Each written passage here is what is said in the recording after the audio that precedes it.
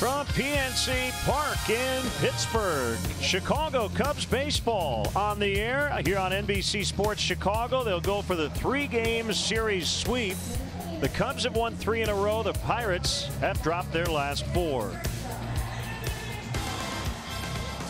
Great to have you with us for Cubs baseball tonight. Jim DeShays and Len Casper. The Cubs put up 8 runs last night. Nice come from behind win. They scored 7 on Monday, and they love hitting in this ballpark. Yeah, they've done a lot of damage here in PNC Park over the last couple of years. Last night, 3 home runs, 5 doubles, a lot of slugging. Anthony Rizzo, one of the best all time in this ballpark. He continues his great work here. Addison Russell came off the bench with a pinch hit home run the other night. Ben Zobrist chipped in with a long ball as well. Just a lot of damage, doubles, home runs, really feasting on this Pirate pitching. For Rizzo, 5 out of 7 so far in this set. And you mentioned his work here at PNC, over 340 in his career. The Cubs now lead the season series 3-2 over the Pirates. Coming up tonight, it's the Professor, Kyle Hendricks, working for the Cubs, and he will oppose Joe Musgrove, making just his 2nd start for the Pirates, his 1st since coming off the DL. Very good against St. Louis. Cubs and Bucks coming up next.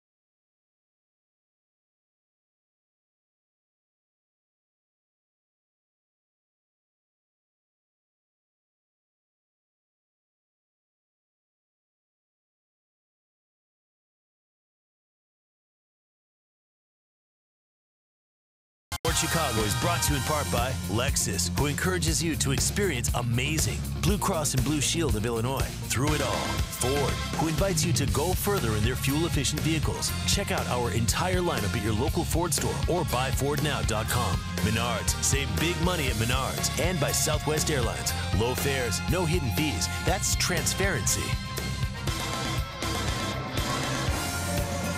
Nice night here in Pittsburgh. We did get some rain late in the afternoon, but the skies have cleared. And it has cooled off just a little bit. Cubs losing a half a game on the lead as the Brewers beat the Cardinals today 3-2 in Milwaukee. More on that later on. The Cubs Southwest starting lineup: Almora, Baez, and Bryant at the top. Rizzo, Contreras, and Schwarber in the middle. Russell, Hayward, and Hendricks 7 through 9. How about we check the Pirates defensively? Corey Dickerson plays left field tonight. The standout rookie Austin Meadows slides over to play center as Gregory Polanco re-enters the fray. We get our first look at him in the field in this series. He's in right. Colin Moran plays third. Mercer and Harrison up the middle. Bell's the first sacker, and Francisco Cervelli, who's been battling the flu, also making his first start in the series. The Lexus experienced amazing starting pitcher for the Pirates tonight is 25-year-old right-hander Joe Musgrove. Started the year on the DL with some shoulder issues. He's made one start. It was a dandy 7 shutout innings against St. Louis back on the 25th. He only used 67 pitches to get through those 7 innings. He's a former first-round draft pick. He was traded a couple different times, this time from Houston to the Pirates in the Garrett Cole deal. Pat Holberg behind the plate. Crew chief Jerry Davis at first. Bill Welke at second, and Mark Carlson is over at third. Orlando Arcia just brought back from the minor leagues as Tyler Saladino was placed on the DL. Had the game-winning hit for the Brewers today in their 3-2 win over St. Louis. So the Cubs in second, but 4 games back. The Pirates are in fourth. 6.5 out. Yeah, Brewers tough to run down. They've been playing good ball for a good long while now. They did not lose back-to-back games the entire month of May. Almora, first pitch swinging out into left center, and that'll get down for a base hit. On his way to second base, and he'll pull up with a double. And the leadoff man is presented by Binny's Beverage Depot. And with that hit, Binny's will donate $100 to the Greater Chicago Food Depository. Well, continuing the theme of last night, boy, a lot of extra base hits in the ball game last night. A lot of solid contact for both teams. There were 27 hits in the ball game last evening. And Albert Almora, as he so often does, likes to ambush that first pitch fastball. 396 over his last 17 games coming into play tonight. Early scoring chance now. Javier Baez, who homered on Saturday and Sunday against the Giants, both gave the Cubs the lead. And tied for the NL lead in RBIs, and an inside out fly ball down the right field line is foul.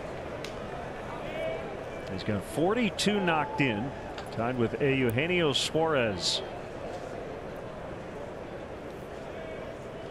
Clint Hurdle, after Musgrove's last start, said he was just pounding the strike zone, and that appears to be his MO, and the Cubs looking to take advantage of that.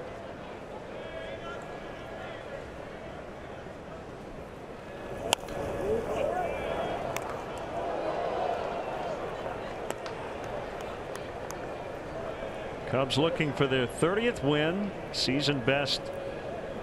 7 games over 500. 23 runs over this 3-game winning streak. 80 degrees as we get started tonight,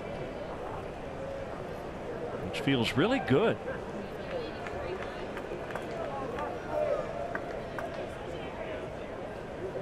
Musgrove's 0-2 is off the outside corner. So strained right shoulder for Musgrove, missing almost 2 months before his Pirates debut. That was a 4-for-1 trade. Garrett Cole heading to the Astros in January. 3 of the 4 guys the Pirates got in return are on their active roster.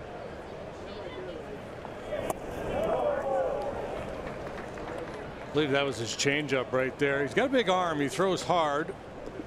Take a look at his pitch usage. Fastball 47% of the time. Sinkers and 4-seamers. Slider, change, curve, and a cutter. He used that cutter a lot. Those are his career numbers. He used the cutter a lot in his start against St. Louis. 2-2 to Baez is popped up. Foul territory. Cervelli over near the Cubs dugout, and he does not have a play.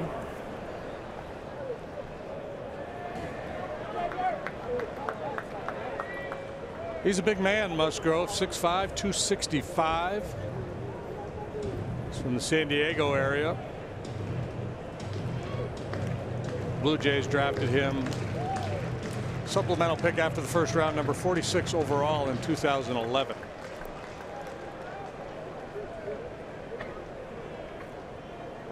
Yeah, he was a lineman on the high school football team, played both offense and defense. And you can see why.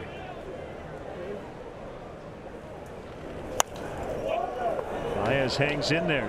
2-2. Kyle Farnsworth like. Big strapping right-hander.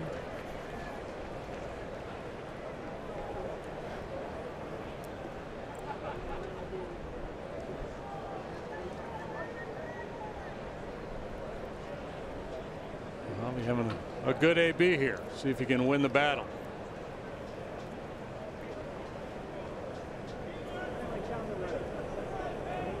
Pitch number 7. Line drive down for a hit. Almora around third. And he's going to score. On the play, Baez will make it into second base. And that hurt on the slide. I think he skinned up his knee a little bit. But it's 1-0 Cubs. Back-to-back hits to start the ball game. Again, Musgrove pretty aggressive in the strike zone, and that's not a good game plan against Javi Baez, especially with 2 strikes. It's either a cutter or a slider. Albert peeking back over his shoulder as opposed to picking up Brian Butterfield. We'll probably have a conversation about that at some point. But all's well that ends well, and the Cubs have drawn first blood here. Brings up Chris Bryant. Baez with his 43rd RBI. Swing and a miss. That's the one he should have thrown Javi. The slider, yeah. 504th career game for Chris. They give Javi a double, or did they say single in advance? I thought single in advance. Yeah.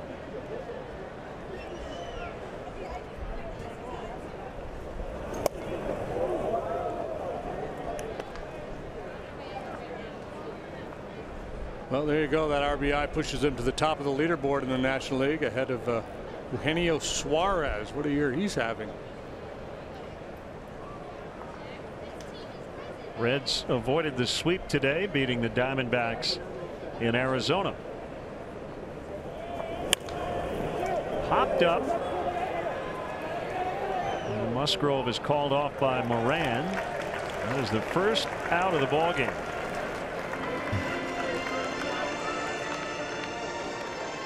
I wonder if they're teaching that differently nowadays. Musgrove's probably the 3rd pitcher we've seen in the last couple of weeks on a pop-up, trying to make the play, like calling it like he's the outfielder. Normally what happens is the pitcher is told to just direct traffic and let the infielders come and make a play. Well, they're not going to let Rizzo do any damage here. Wow.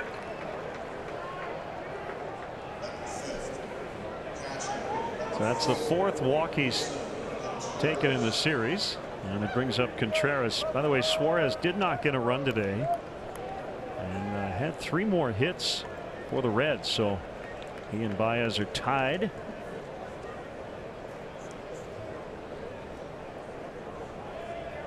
Some Astros scouts in the stands here.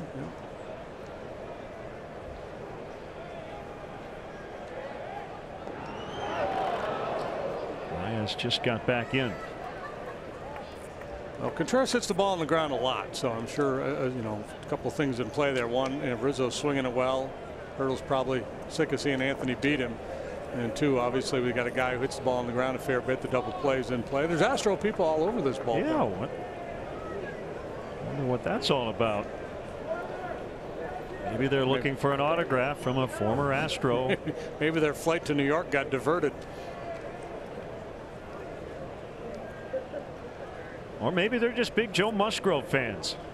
That's probably it. Musgrove, Moran, Feliz fans.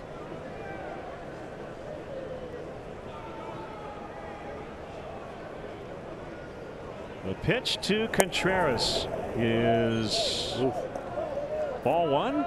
Ball 1. So last year, 7-8, 477 overall. Started the year in the rotation, made 15 starts, did not go well. 6.12 ERA, made the move to the pen, and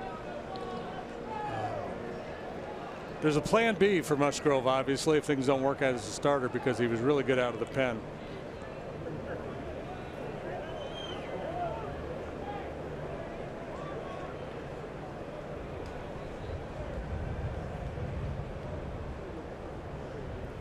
Here it comes. Big cut by Contreras. 1-1.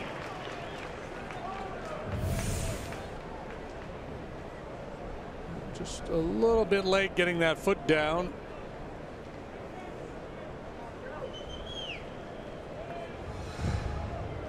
He got the win in Game 5 of the World Series. That wild 13-12 win over the Dodgers. Pitched a scoreless 10th. And time had been called before the throw.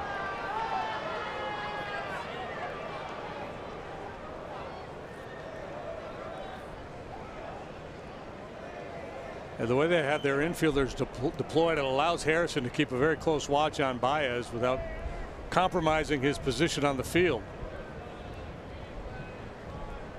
Contreras reached base 4 times in the ball game last night.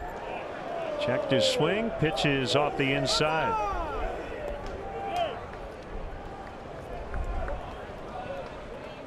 Musgrove hearing it from the Pirates dugout on 2 pitches.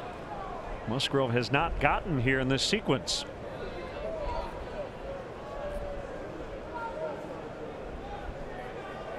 It's going to ratchet up Clint's chews per minute ratio over there. Gnawing on that gum in the dugout. The infield deployment is interesting. How close Harrison and Mercer are out there in the middle of the diamond. I don't know that I've ever seen that. Fouled off. Probably have. I just probably haven't observed it. Yogi, who once said, you can see a lot just by watching. Yeah. But it's interesting, right? Harrison, you know, it's not like after the pitch is being delivered, he backs off. You know, he's staying tight there. So that's where they want to play Contreras. So he and Mercer very close together out there at second base. Off the inside corner. We're about 13 minutes into this first inning. 16 pitches have been thrown. Musgrove has basically pitched out of the stretch throughout, except for the first pitch of the game. And as I mentioned, 67 pitches total in his 7-inning outing against the Cardinals last time. Yeah, he's a quarter of the way there already.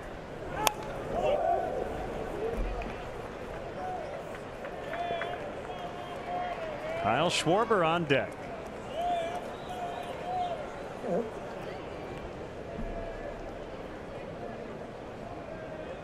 Both teams traveling tonight. The Cubs will fly to New York. 4-game set with the Mets.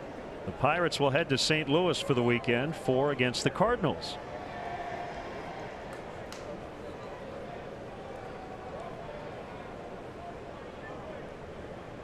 Long pause by Musgrove, and he has loaded the bases. And it brings up Schwarber, who homered last night.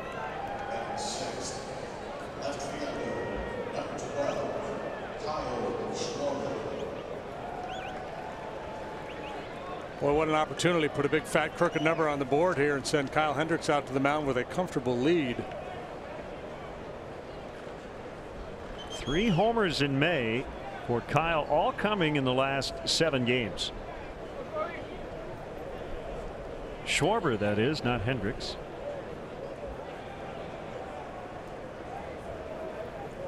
And bouncer foul behind the plate. He played long ball line drive off the foul pole. Listen. Isn't that fun? I'm told by my musician friends that's a D major.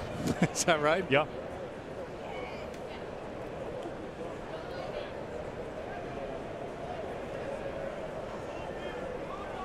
See the Pirates And 3 infielders between first and second.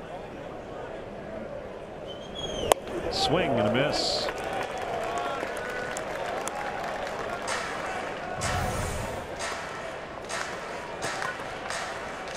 Good cutter. Polanco really deep in right. He's maybe 2 steps in front of the warning track. I'll play him around toward left. And he takes inside. It's 1-2. Everything's been hard though, hasn't it? Fastballs, cutters, hard slider, not really establishing anything soft. Yeah, the repertoire a little bit like Brandon Morrow here early on.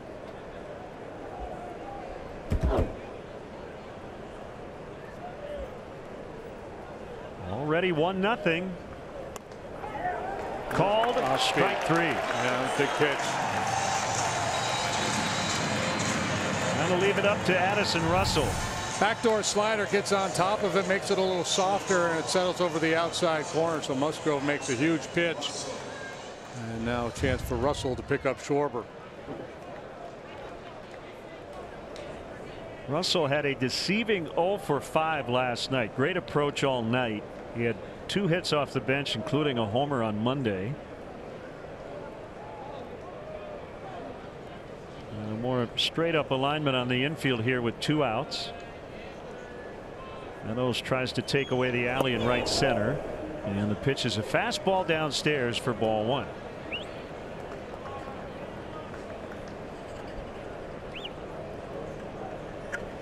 Well, you want to make it hurt a little bit. Don't want to let him off the hook here.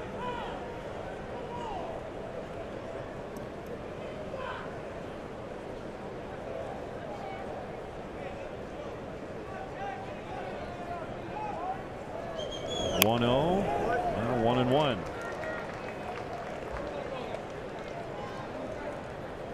Slider was up and over the plate, and Addy just pulled off a little bit. Hey, welcome to all our viewers watching and streaming the Cubs on NBC Sports Chicago via RTC in Rochester, Indiana this evening.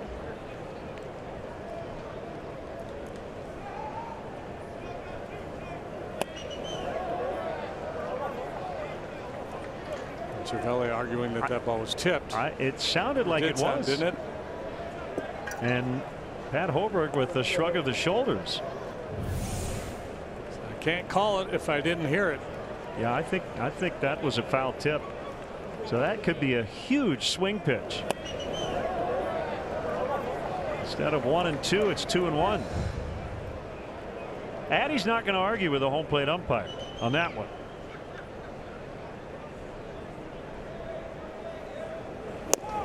Two and 2.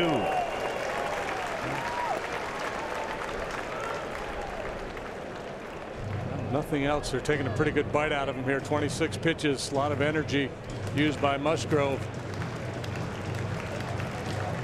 But you'd like to get a little more.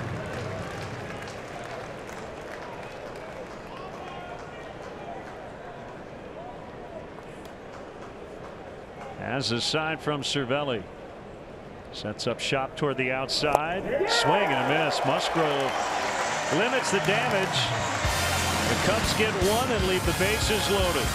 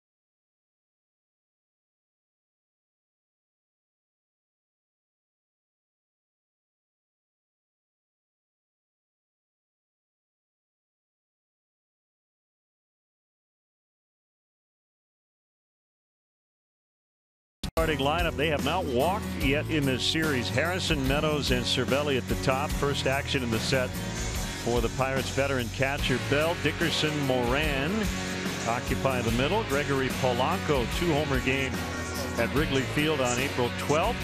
Mercer, the shortstop. Musgrove, the pitcher. Cubs defensively. Schwarber left. Almora Jr. center. Jason Hayward plays right.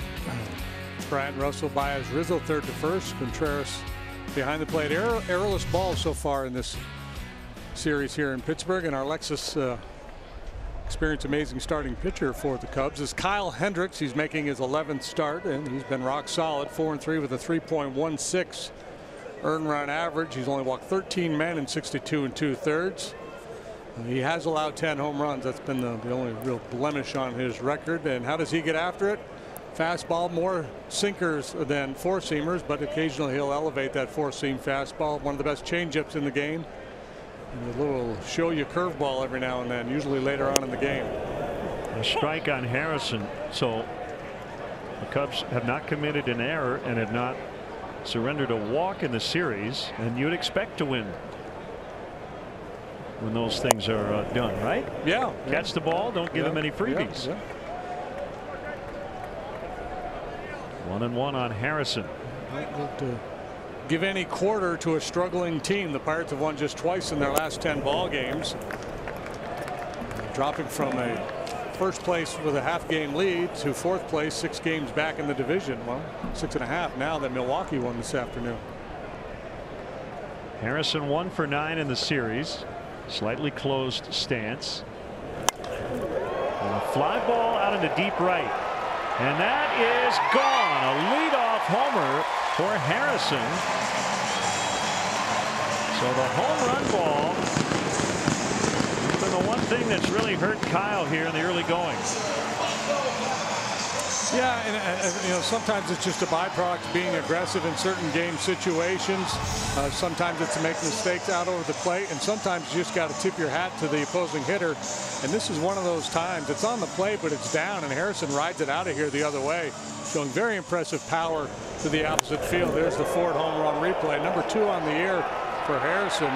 The second time he's gone deep in his career against Kyle Hendricks, and he is now 8 out of 19 against Kyle. So he sees him well. So the Pirates tie it up. One batter into the bottom of the first.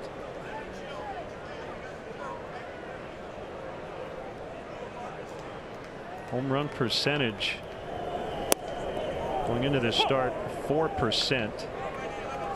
And for Kyle, that's well above his career average of 2.4%. Major league average a little below 3. Well, Meadows is just getting his major league career started, and he looks legit. He had an at bat in the 9th inning last night against Brandon Morrow that was really impressive. Kept fighting off 2-strike elevated fastballs. Ended up with a base hit. Yeah, the one thing he hasn't done yet is walk. So the longer he's in the league, if he continues to do damage, pitchers are going to start to pitch out of the zone against him, and we'll see if he can be patient. But yeah, 10 starts. He's got 7 multi-hit games. He's just 23 years of age. Feathered in the air out into shallow right center, and on the move, it's Baez to make the catch.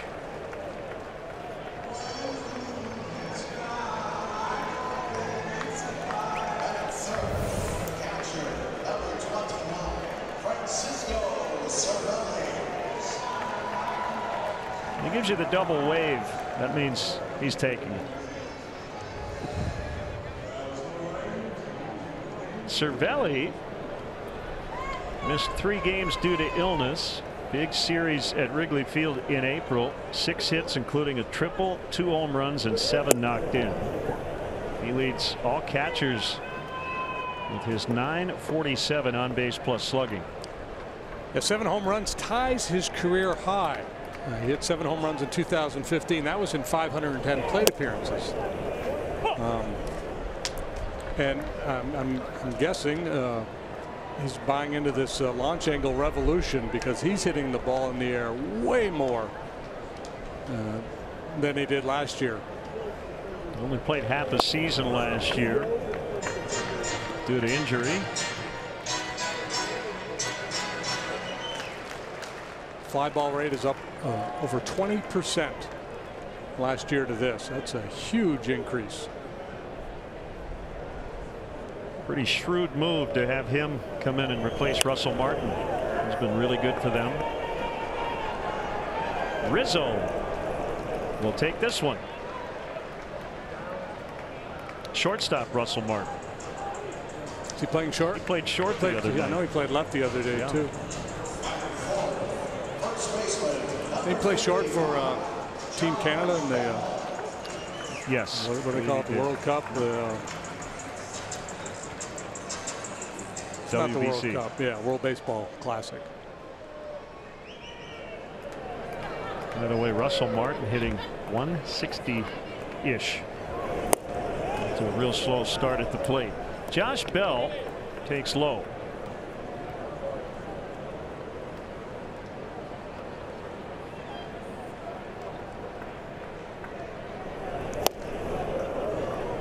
One ball, one strike.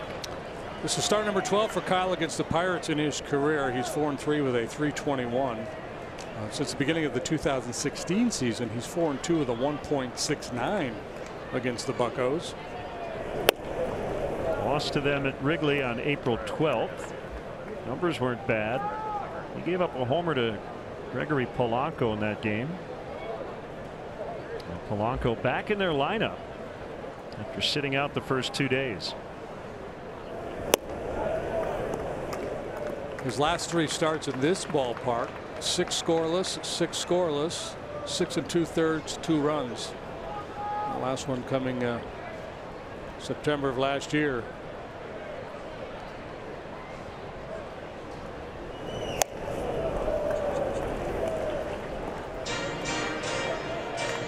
So when he stands on the tee box here at PNC Park, he was pretty comfortable.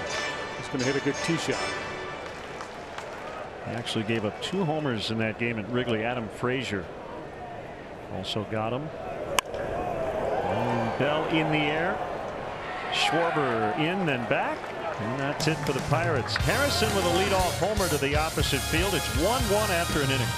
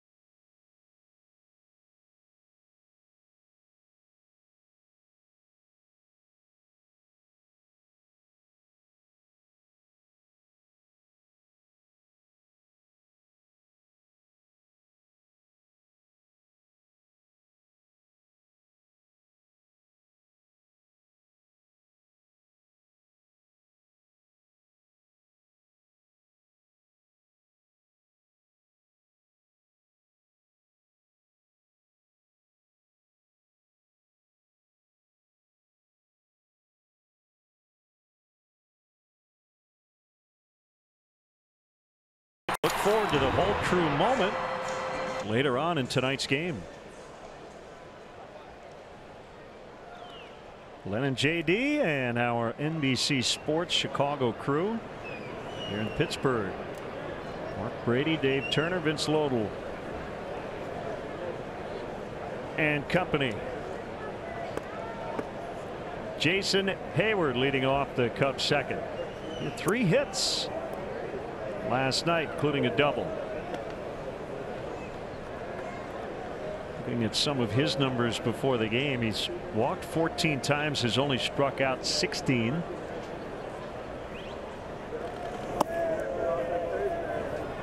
And ahead here, 2 balls, no strikes.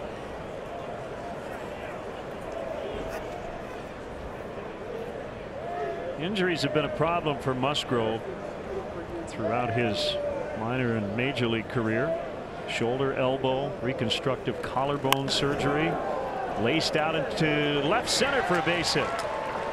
Dickerson up with it and will keep Hayward to a single. So good signs from Jason Hayward here the last 2 days. Yeah, this is his zone right here. Out over the plate and down a little bit.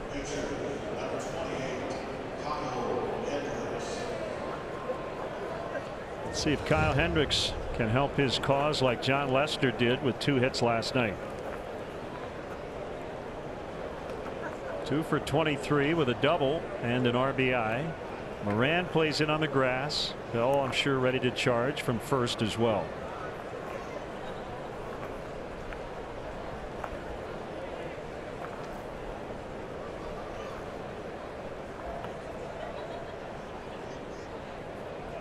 Long pause, now the pitch. Bunted. Foul. Similar situation last night. Cubs tried to run with Hayward and he got caught stealing. It was with Diaz behind the plate, not Cervelli.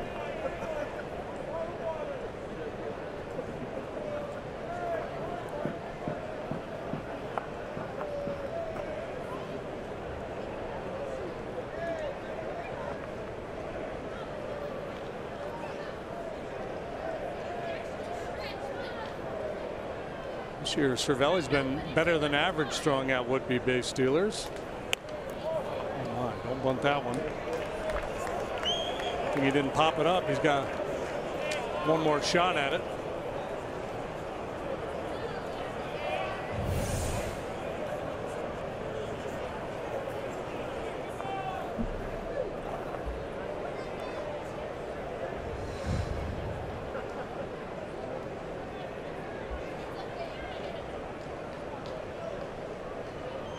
Two strikes on Hendricks.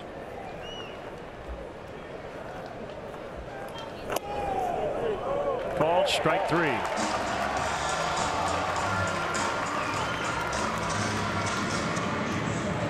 Cub fans, nobody tops your passion and nothing beats the experience of Cubs baseball at Wrigley Field. Be part of it all season long. Everybody in. Cubs return home on June 5th for the start of a 6-game homestand. The Phillies and the Pirates come to town. Get your tickets now at Cubs.com. Almora took the first pitch of the game and doubled, and then scored on the Baez single. 1 out, runner at first, inning number 2. Fastball is too high. Albert started the night with a career batting average of .299. This is his 600th career plate appearance.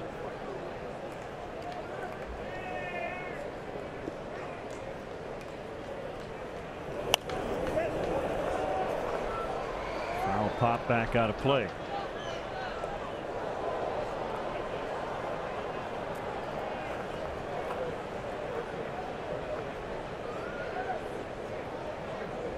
Might be a little regression.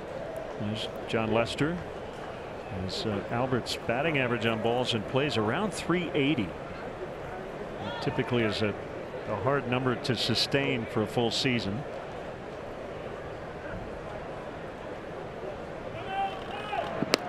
Time called before the pickoff attempt.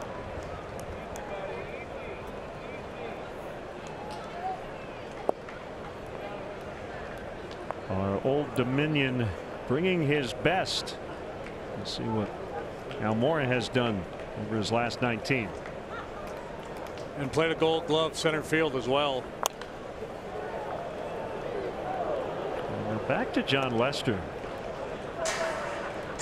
You kind of painted the picture of what could happen, and it did, as he was trailing early, but he was able to just hang in there, and eventually the Cubs caught.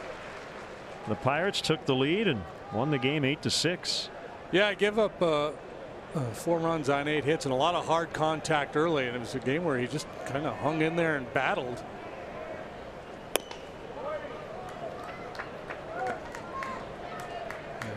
It's one of those games you feel a certain amount of pride when it's all said and done that you didn't crater under that early pressure. Helped his cause with a couple of knocks. Yeah, I saw him after the game. You know, he said you lose 1-0 your last start and you win 8-6 this time. He said, well, you hope those even out. And then had the 2 big hits, including an RBI single in the 6th.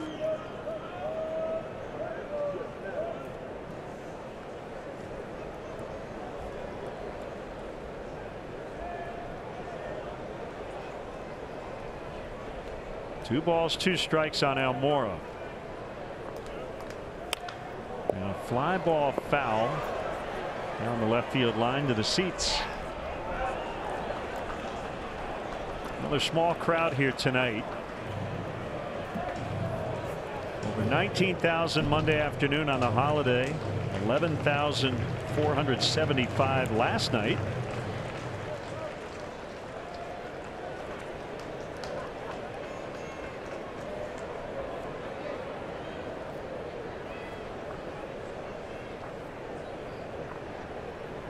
Another 2-2. He's got him in swing mode. Foul. Yeah. Change up. Well in off the plate.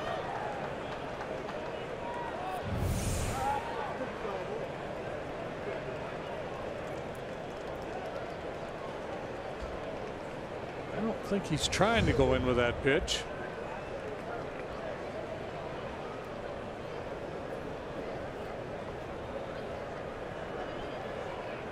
Well, he's going to emphasize away here.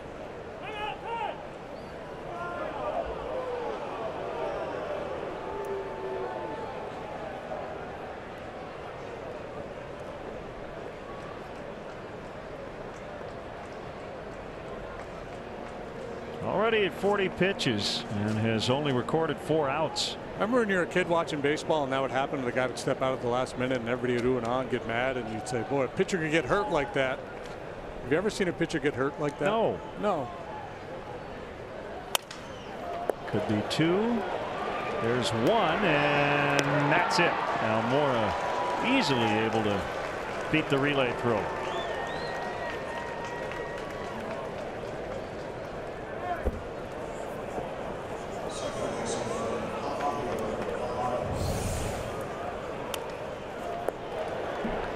Softly hit, and then a long flip from Harrison allows Almora to beat that play.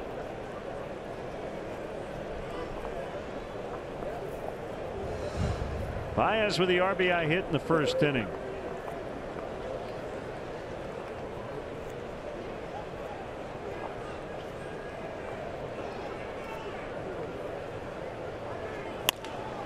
He grounds to Mercer.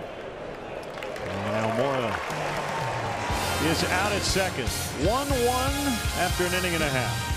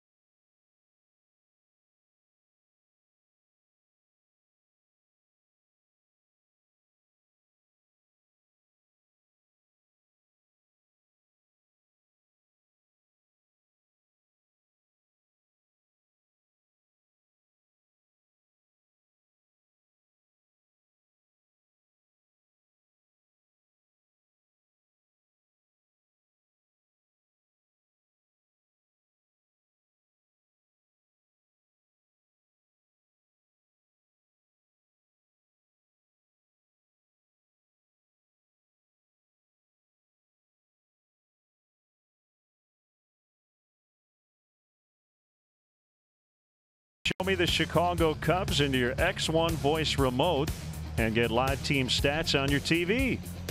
Change the way you experience TV with Xfinity X1.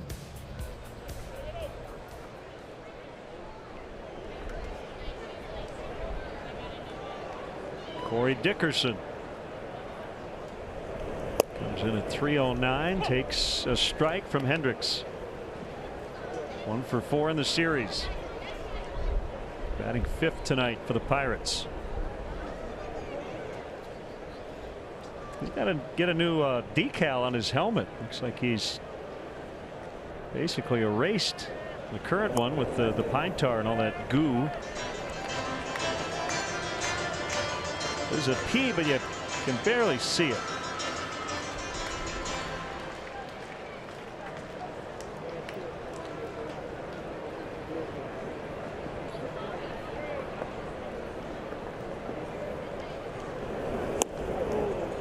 Outside for a ball. Makes a lot of contact, rarely walks, doesn't strike out much. Pretty good power the other way.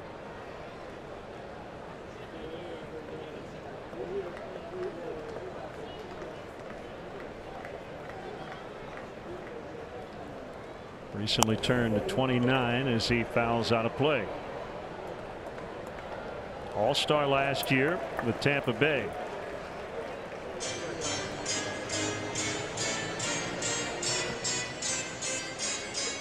He got DFA'd by the Rays just as spring training started, and a few days later the Pirates traded for him. Former Rocky as well. Yeah, DFA because they didn't want to pay him, right?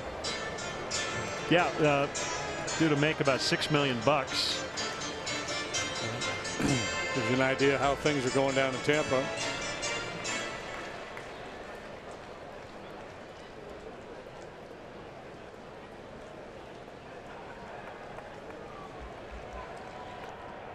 He's from Brookhaven, Mississippi, and he waits on a 2-2.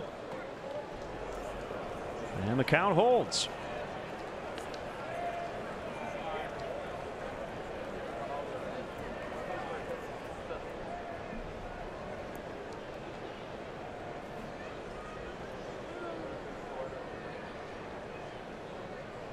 Do you think he calls it Mississippi or Mississippi?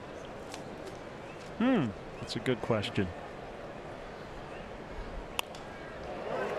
Pokes that one into the corner and left, a fair ball. And it gets past Schwarber. Dickerson makes the turn. He's going to try for 3, and the throw is off the mark. That is a triple for Corey Dickerson. Tough left field to play here. It's a big left field to begin with, and Dickerson, as we said, really good the other way. He stays back nicely on this Hendricks changeup.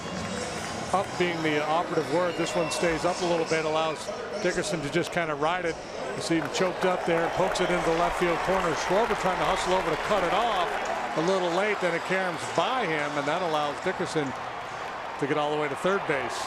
His 23rd career triple, and the Cubs will not play their infield in except for third base and against Moran. And a curve pegs the outside corner. 0 for 2 as a pinch hitter in the series.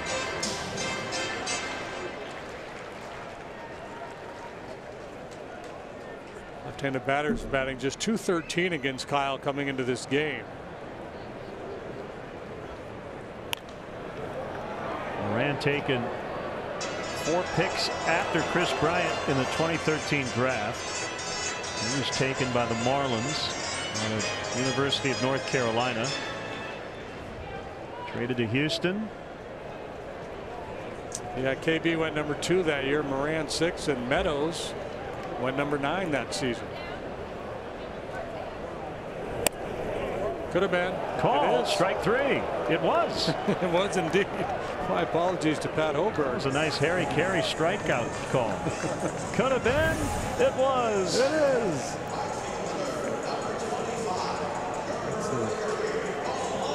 Come on back, 2-seam fastball, gets the punch out when he really needed it. He has the highest called strike rate in Major League Baseball. It's because he has such good command.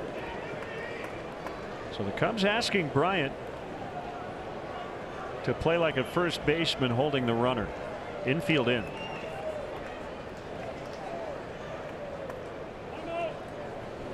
Joey Cora, the third base coach, getting into Dickerson's ear to give him instructions. Does he want him going on contact, make sure it gets through, or read it off the bat? Strike on Polanco. I think he would be aggressive here with the ball in play as the Pirates are down near the bottom of the batting order. Polanco really struggling after a hot start in the first couple of weeks of the season. Batting under 190 over his last 36 games. Yeah, well, he's really good down, and then you saw Hendricks work him up, and that's what makes Hendricks so good. You'd think Kyle, you think sinker, changeup, but when necessary, he'll elevate. Polanco's batting .351 on sinkers, .159 on four-seam fastballs. Try to keep the ball up above his hands where he can't drop the barrel of the bat onto that low pitch.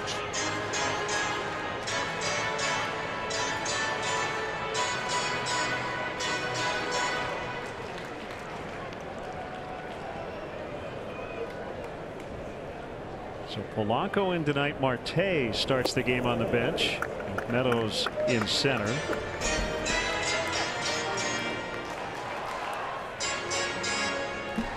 Jordy Mercer waits on deck as they move through the order.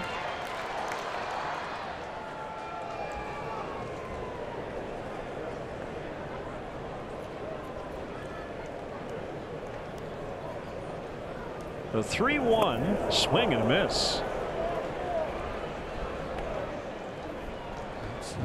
Not giving in on 3-1, staying away from his happy zone. I mentioned he likes the ball down, but this one's down in the dirt, and it's not a sinker, it's a breaking pitch. Big pitch coming up here. 3-2 on Polanco. Runner at third, one out. Coming in is Almora. Dickerson tags. Here he comes. Throw to the plate. Late.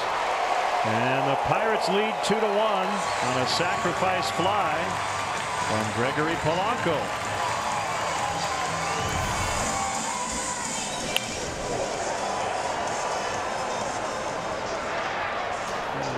Deep enough to get Dickerson home. The throw strong but offline. And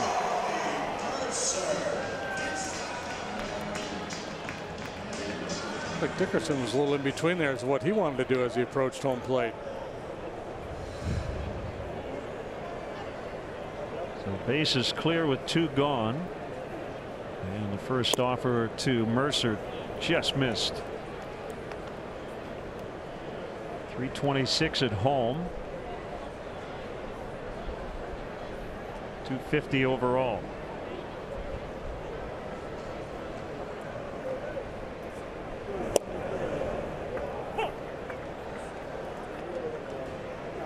I guess if you throw it in that location twice, you're going to get at least one strike.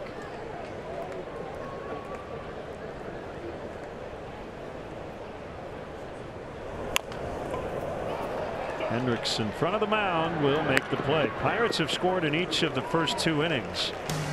And it's now 2-1 after two.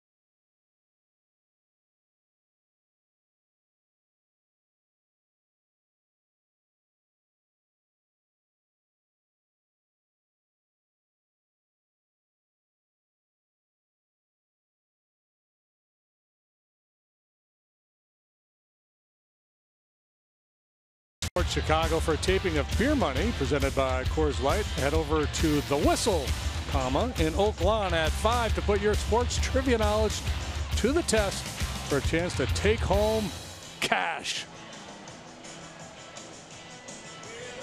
You can follow our Cubs insiders on NBCSportsChicago.com, presented by nationwide agent Jeff Vukovich. Go to jeffvuk.com or follow him on social media. Nationwide is on your side. Third inning. Pirates lead 2-1.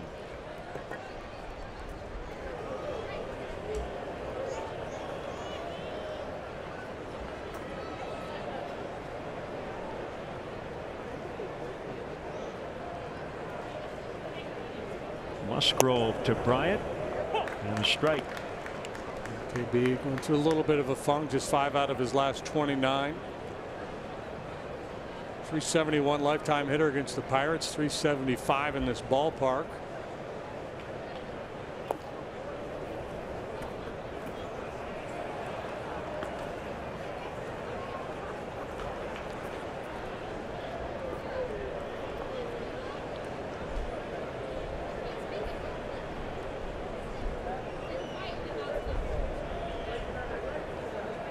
Comes a 1-1, and it's hit foul to right, out of play.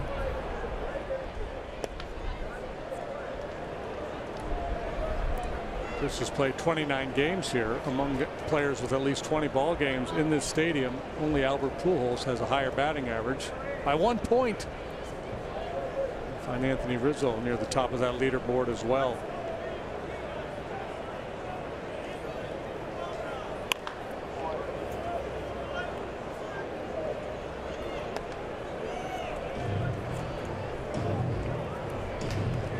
Rizzo on deck, then Contreras. Cubs have made Musgrove work pretty hard here to get outs in the first 2 innings. And here's 1-2, and Bryant fouled it off his foot. Yeah, the second start since coming off the disabled list for Musgrove. And he went 7 innings in his first one, but was very efficient with 67 pitches, so didn't labor really at all in that one.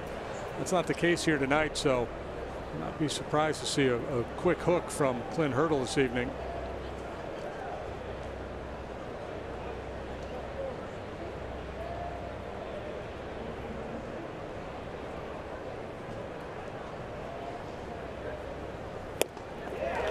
And he struck him out. A couple of Cubs injury updates, both on the pitching staff. Yu Darvish's MRI showed no structural damage.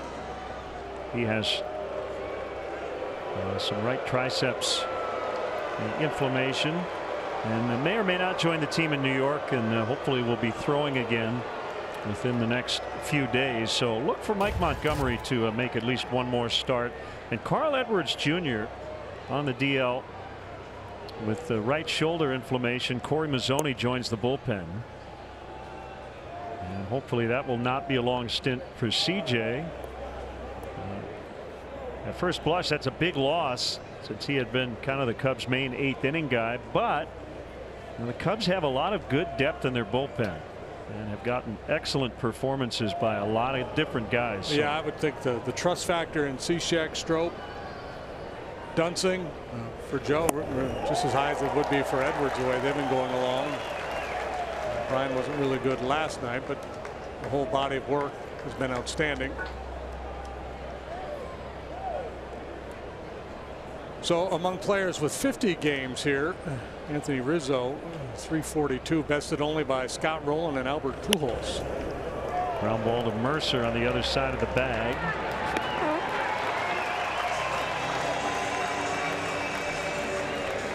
Folks, on Tuesday, June the 5th, the Cubs take on the Phillies. First pitch 7:05, and up to the first 10,000 early arriving adults age 21 and older receive a Cubs acrylic cocktail glass presented by Jim Beam. Tickets still available at Cubs.com.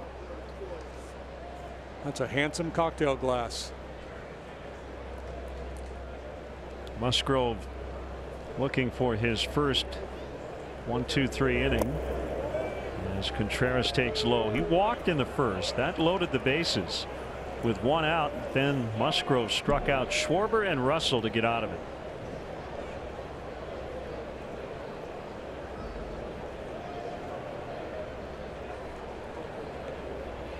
Into his motion, and the 1-0 sharply hit on the ground and in the left. That'll keep the inning alive for Schwarber. It'll give me a chance to throw this one out at you.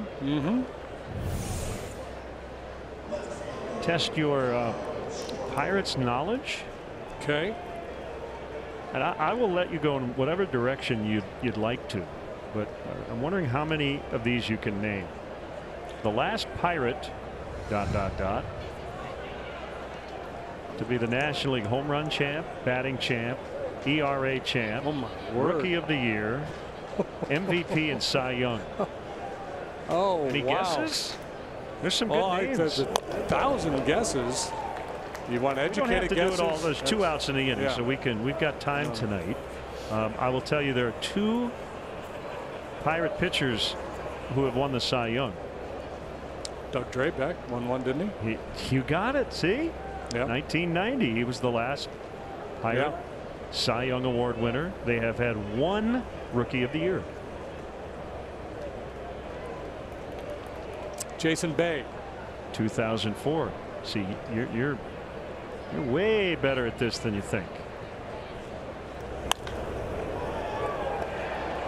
I was just intimidated by the volume of questions on that quiz. You've already gotten 2 of them, maybe the 2 easiest. I should cut off the jam. More to come as we move along. 2 more to come. Pirates. Most generic.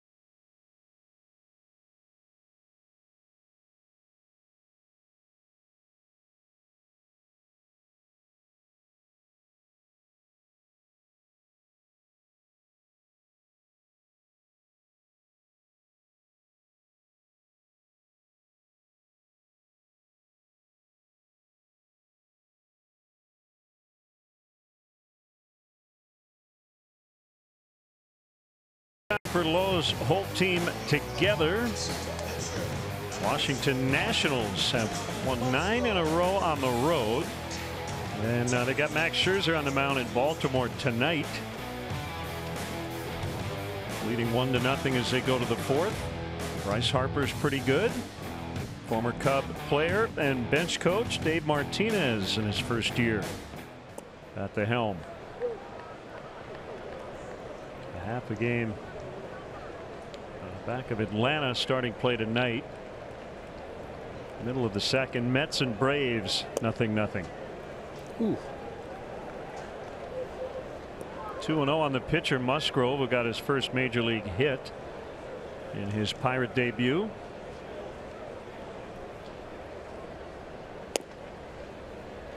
Now 2-1. You can play along at home. Talking kind of major National League winners, batting champ, ERA champ, Cy Young, Rookie of the Year. We've already named a couple. And Baez can't get it. That's surprising. There, yeah. He was in position to make a play there. I think if he stays upright, he's able to glove it and would still have time to set his feet. Maybe had a little more pace on it than he or I realized. No, he should have made that play. He'd tell you he normally would make that one.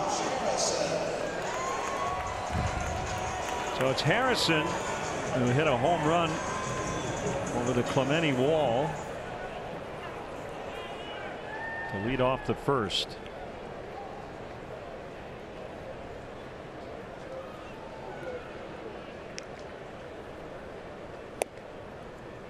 And he takes a strike. What's the next category? All right, let's go. Last Pirate home run champ, Ralph Kiner, is not the answer. But he had 1, 2, 3, 4, 5, 6, 7 seasons as a Pirate, led the National League in home runs. Swing and a miss. Yeah, he gets forgotten sometimes when you talk about the great home run hitters of all time. His career was cut short due to a back issue. Yeah, he was a tremendous player, great slugger.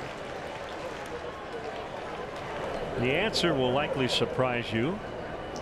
Give me a decade. It was pretty recent, which kind of somewhat gives it away. He was the first Pirate to win a batting title. Oh, batting title. I was sorry, a home run title in 40 years.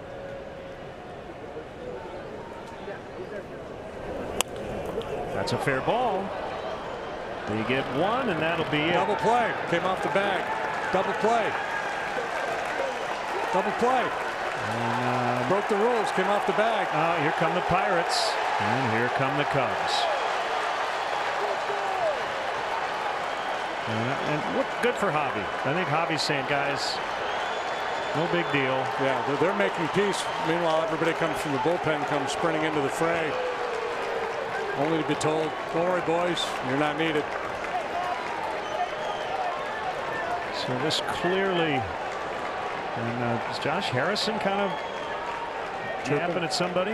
If I'm Joe, I say you got to. I would say check him. He slid late and he wasn't able to maintain contact with the base. Now Joe hates that rule, but if the rule works out for you, and Joe just understands the folly of all of it.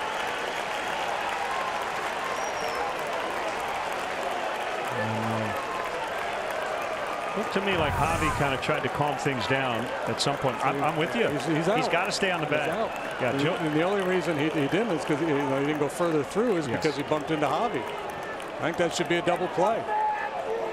Totally with you. Yep.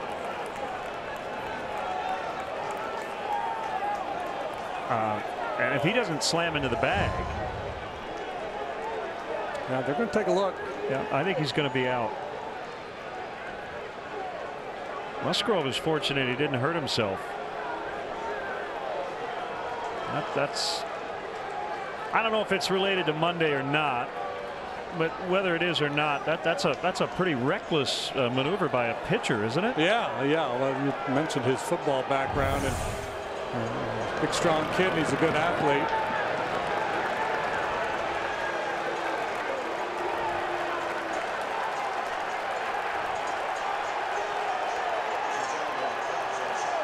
So Javi said something, but then Musgrove's answer seemed to satisfy him, and then once the bench is cleared, it got. And that's what happens when you had the incident the other night, and the way it got blown up. Now everything that happens on the field, there's going to be questions as to what the intent was. Yeah, I'm saying double play here. I think you have to be able to maintain contact with the bag. You cannot slide past it to the point where you lose contact completely. We want to say Kyle Schwarber got called for that maybe last year or the year before. And it doesn't take much. Right. So what they're trying to do is force guys to get down early so they don't hit middle infielders late and high.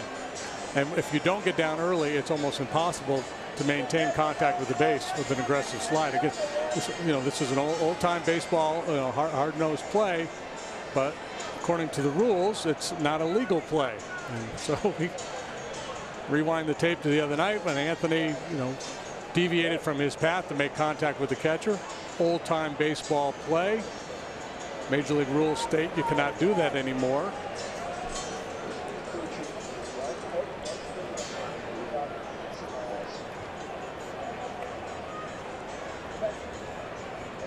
This is a crew chief review, so this was not a Joe Madden generated challenge. Joe's enjoying the strife, I think, that this is causing the umpiring crew. And I think he really likes that he didn't have to challenge it, because he doesn't like the rule in the first place.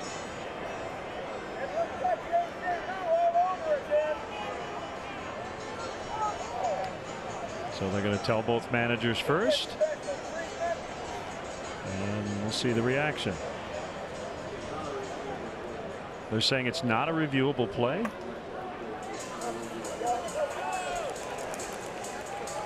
Wait a minute. That is a reviewable play if Joe challenges it, right? Yeah. Oh, well, you know what? You know what might not be reviewable? I don't think Hobby threw the ball. Yeah, I don't think you have to. There was a clarification in that rule, you don't too. Have you don't have to throw the ball, I don't believe. I'm not sure Hurdle's getting satisfaction here either.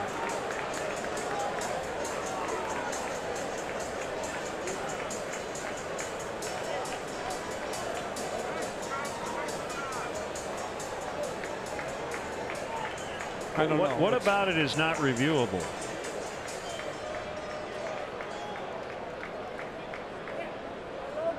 Is it not crew chief reviewable, and Joe would have to issue a challenge? What I'm thinking. Perhaps. That's what I'm thinking. And now they're issuing warnings to each bench about knockdown pitches. And now Joe wants an explanation on that.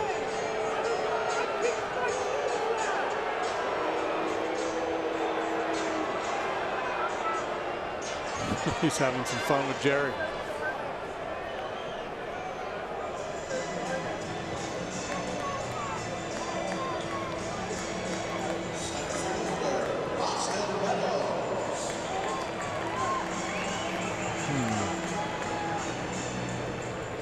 I don't get it. I think again, I don't think it was a dirty play. It was a hard, aggressive play, but according to my understanding of the rules, it should be a double play.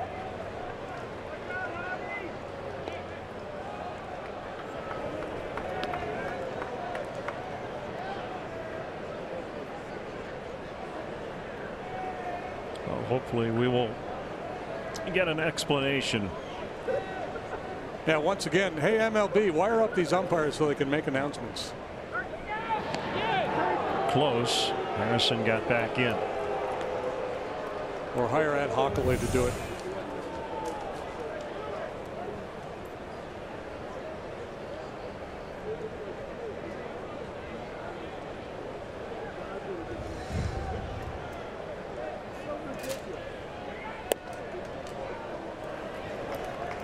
Inside, ball one.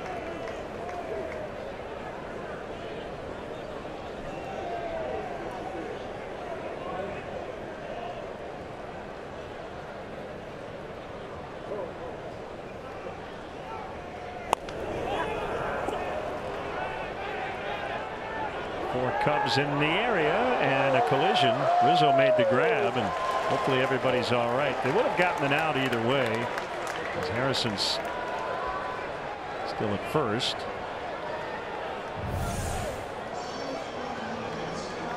Yeah, plenty of options here, and the tallest guy gets it.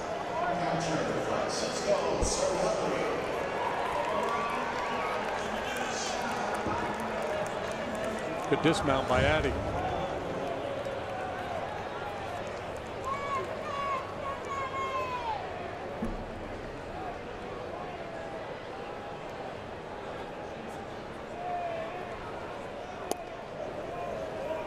And a strike. All right, so home run champ. Oh yeah. I'll tell you, Stargell. Pedro Alvarez. Yes. Did you know that?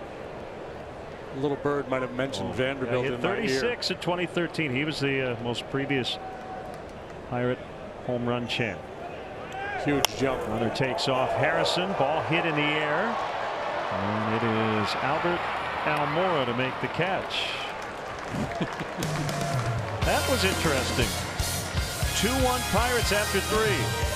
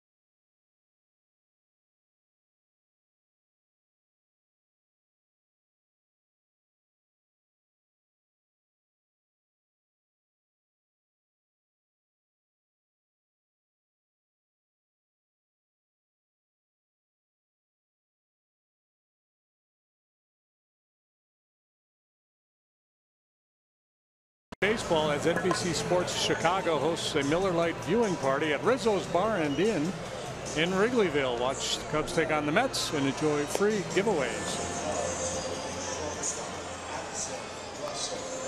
Book your summer getaway today to San Diego or Chicago and let us do the planning for you. Cubs Destinations travel packages include tickets, hotel accommodations, ballpark tours, Cubs swag, and a private meet and greet with a current player. This season's trips to Chicago include matchups against the Cardinals, Nationals, and Reds. For more information, visit Cubs.com/destinations. And I think we need to add to some of the great baseball lines ever uttered.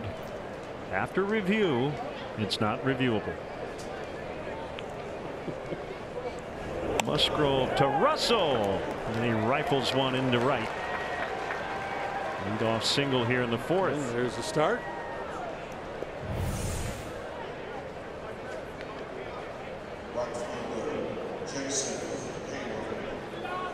He curls that front knee, kind of turns that foot in, curls that knee, keeps the weight back, allows him to stay back a little bit longer.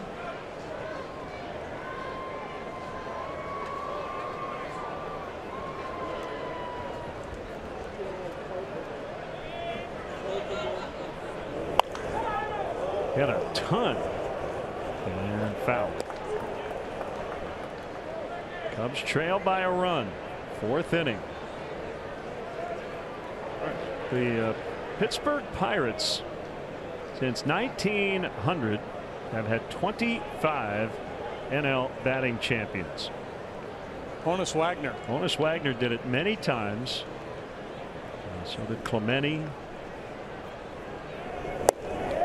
Bill Matlock won a couple. Lloyd Wainer. But the most recent, actually it was Paul Wainer. Paul Wainer too. The most recent Pirate batting champ hit .344. It's big average. He is retired.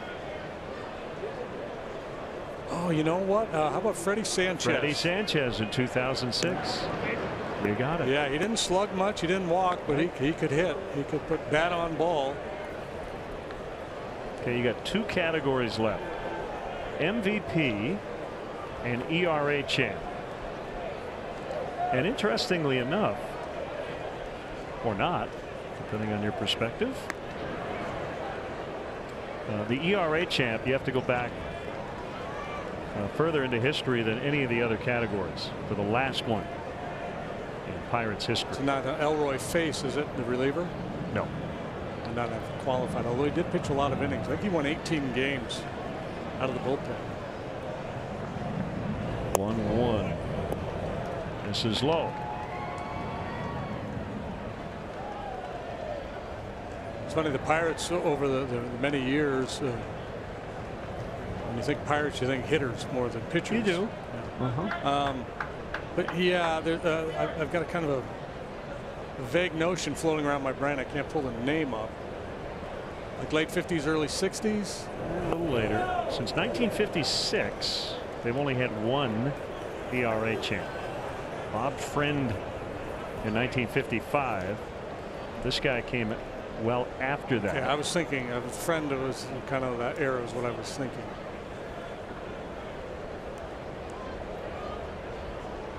Not Candelaria. John Candelaria, 1977, 234. Candyman. He was nasty. There goes Russell. Pitches high. That is ball 4. Cubs have it cooking here, and they've got the pitcher Hendricks coming up. He could not get a bunt down in the second. Let's see if he can do it here in the fourth. Yeah, usually pretty good at getting his bunts down. He's no John Lester, but he's pretty solid.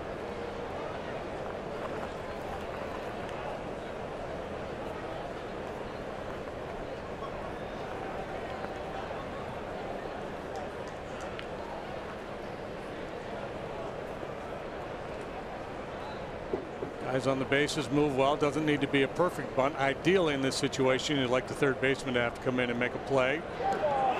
Russell picked off second. Boy, not giving any argument either. You hate giving Musgrove that. I was just going to say, especially after all the stuff that went on at second base with Musgrove on the bases. First two guys reach here. I'd love to jump on him, but that's a big play. And he was out. Yeah, quick move by the big man and a perfect throw right on the bag.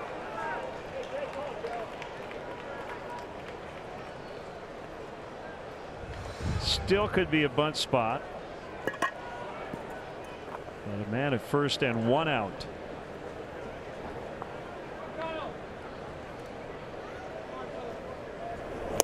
And he bunts through it.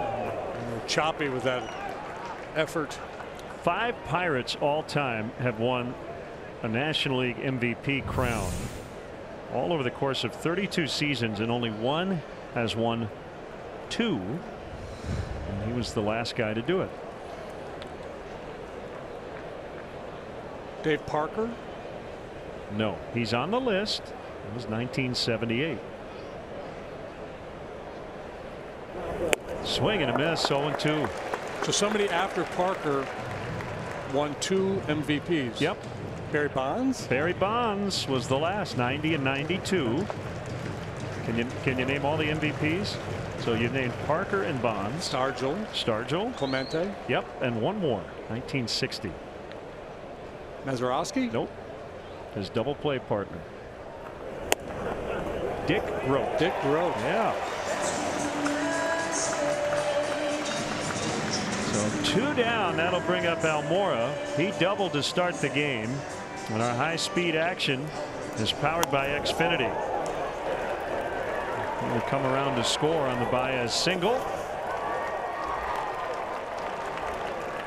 Well, this inning looks so promising. Now it's going to take a big hit from Almora to keep the line moving here, or reach. Obviously, he is been swinging a hot bat of late. He likes to swing early. He's really good on fastballs. Fly ball to right. This will get Musgrove out of it. Nice job, JD. Hey, thanks. Yeah, you acquitted yourself nicely on that Pirate trivia. 2-1 Pittsburgh.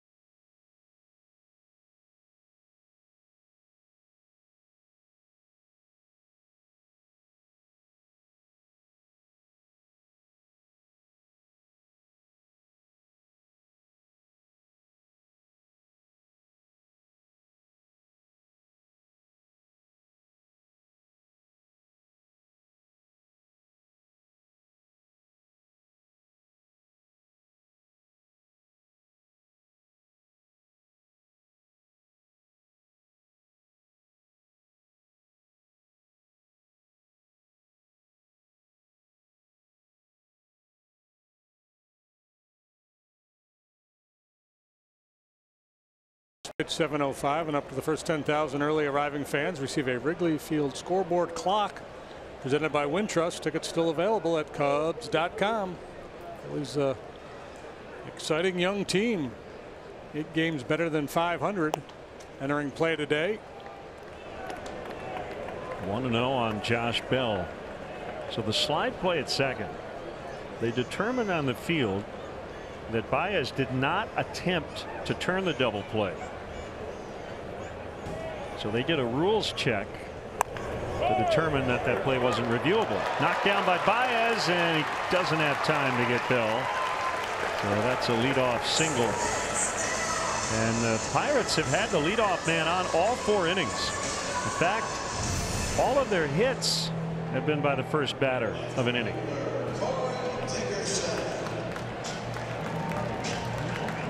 Great effort by Baez, and he checks the mitt. Nobody home.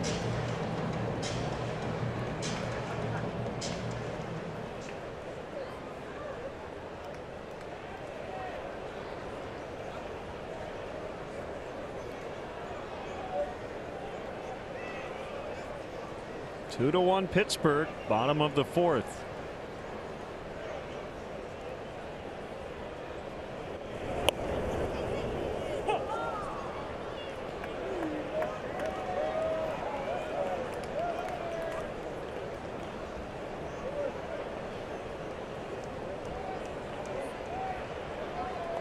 There was one thing wrong in my source.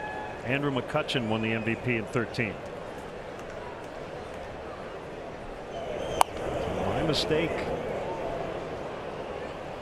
was not Bonds, it was McCutchen. 2013, the last Pirate MVP. See, they traded him away and we forgot all about him.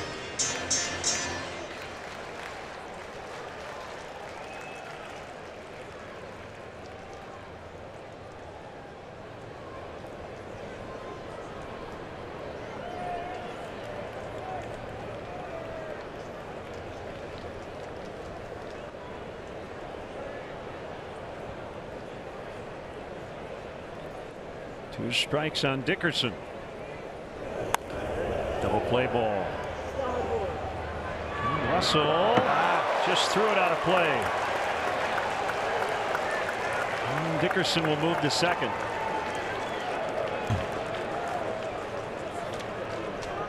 One of those tweeners where he could have gone either way, flip it to Javi or take it himself. He opts for plan B, and then he has to really steam the throw to first base and airmails it.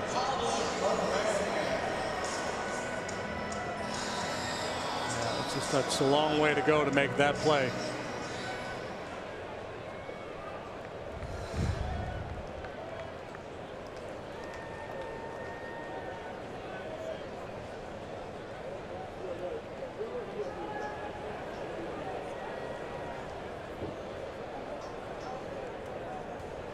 So Moran struck out looking in the second.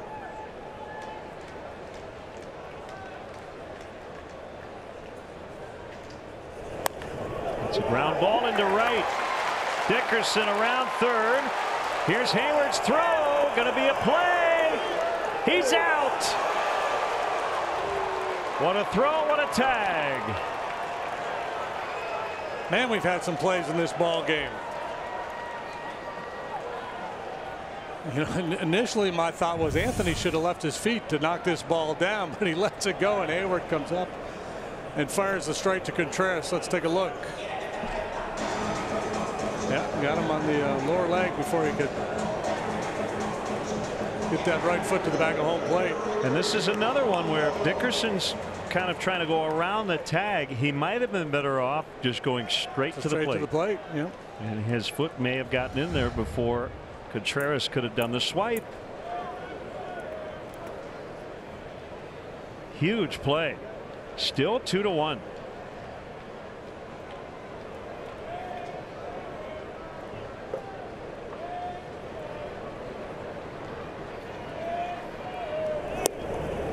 Swing and a miss on a changeup.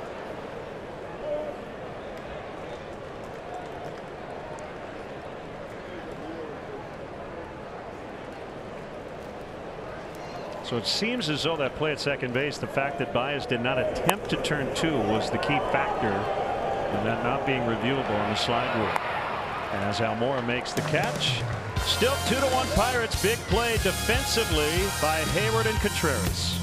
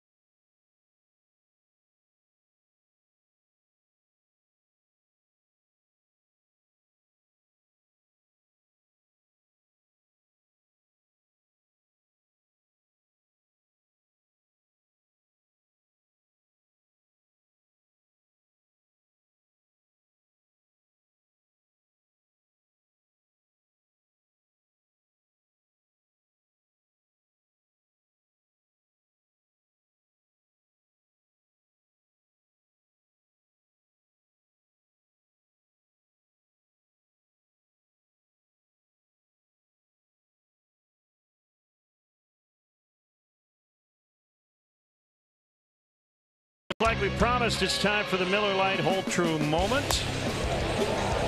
Cubs corner outfielders have been terrific here in the first 2 months. Throwing to home plate, Hayward and Schwarber. And Jason Hayward keeping the game a 2-1 score. And it'll be Javier Baez leading off the 5th.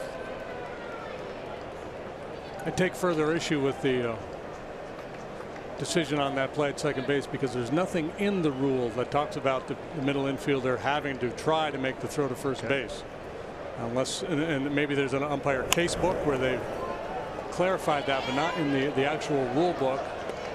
Well, if the idea is to protect the fielder, really, right, it shouldn't matter, because if you hurt a guy and he wasn't trying to throw it. Right. It simply says contact with the fielder for the purpose of breaking up a double play, and that's exactly what he was trying to do. Nothing in the rule talks about whether he actually tries to make the throw or not. And you could see many situations where a middle infielder wouldn't try to make the throw because the guy's on top of him. A play that he otherwise would. Harrison grabs it. So Baez retired.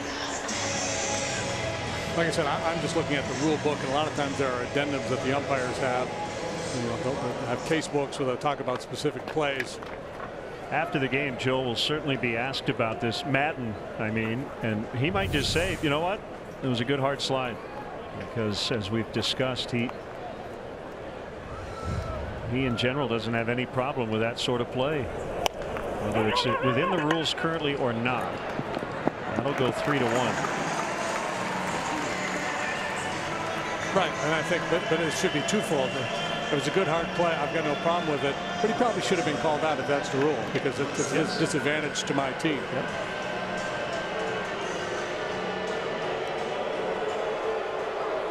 As Pirate fans now, they don't know who to boo. They're booing Rizzo, they're booing Baez, booing Contreras. They're booing Jake Arrieta, who won last night.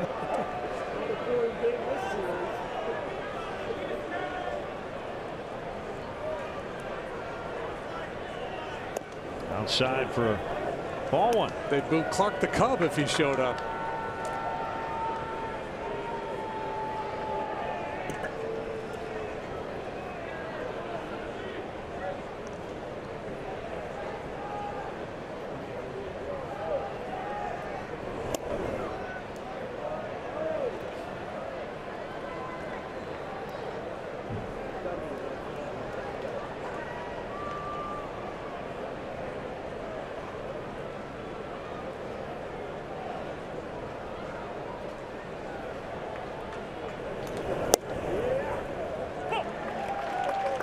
Pretty bold there. 2-0 challenge sinker right over the heart of the plate.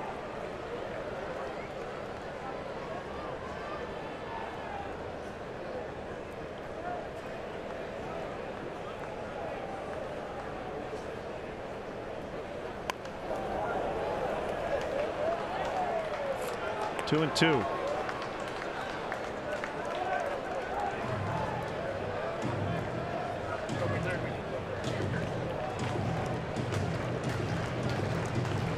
We'll see the Pirates back at Wrigley Field next weekend. June 8th, 9th, 10th.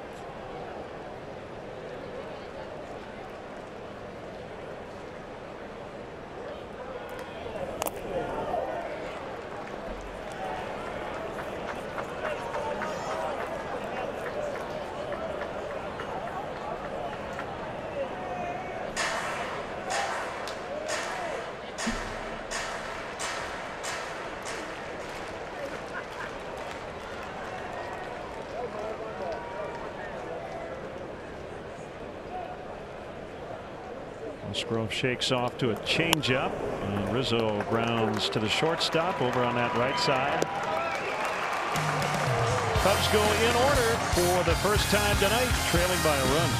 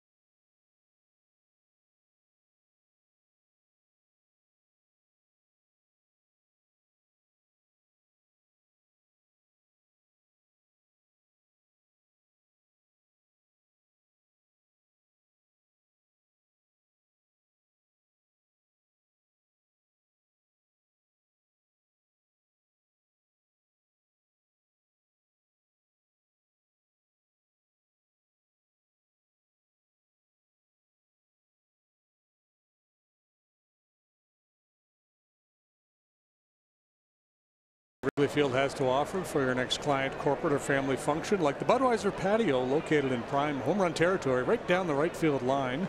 Visit Cubs.com/premier for an option that fits your needs. Now Hendricks trying to hang in there, trailing by a run. And a strike to Jordy Mercer. Home half of the fifth.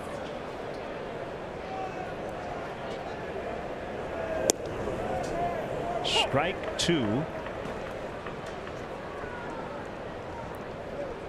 Just one strikeout for Kyle tonight. He caught Moran looking back in the second. Holberg, the home plate umpire,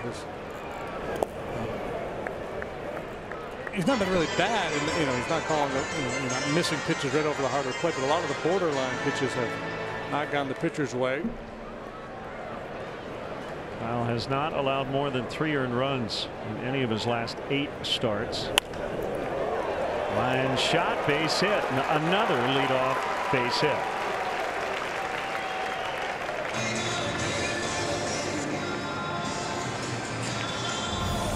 Five of their 6 hits have come to lead off a frame. Pirates had a good night offensively last night. They scored 6 runs. They had 13 hits. They were on Lester early. John was able to hang in there, make some adjustments. They did some noise against the Cubs bullpen late. Made it dramatic at the end of the game. Cornermen ready to charge. Here they come. There's the bunt. It's a good one. And it'll go 3-4 to get Musgrove.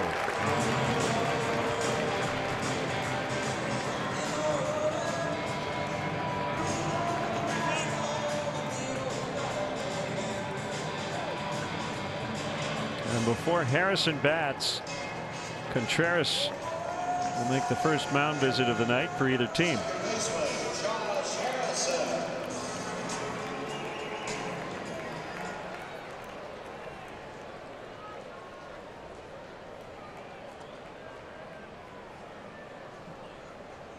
Could be a change of signs. The man on second base halfway through the ball game, change things up a little bit. Also probably a conversation how they want to get after Harrison here, who's homered tonight and been good against Kyle in his career. See Harrison way off home plate and dives into the pitch. That's why he gets hit by so many pitches.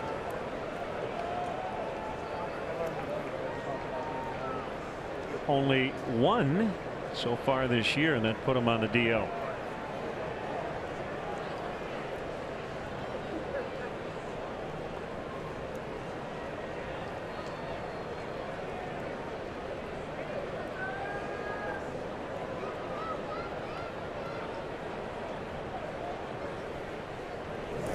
Swing and a miss to make it 0-2.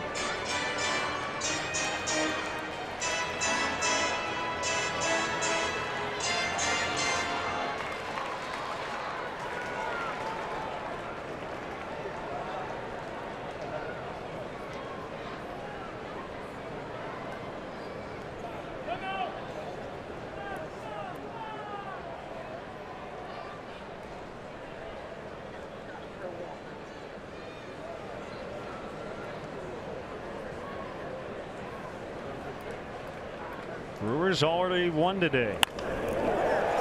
That's a base hit. Mercer's going to be held by Joey Cora.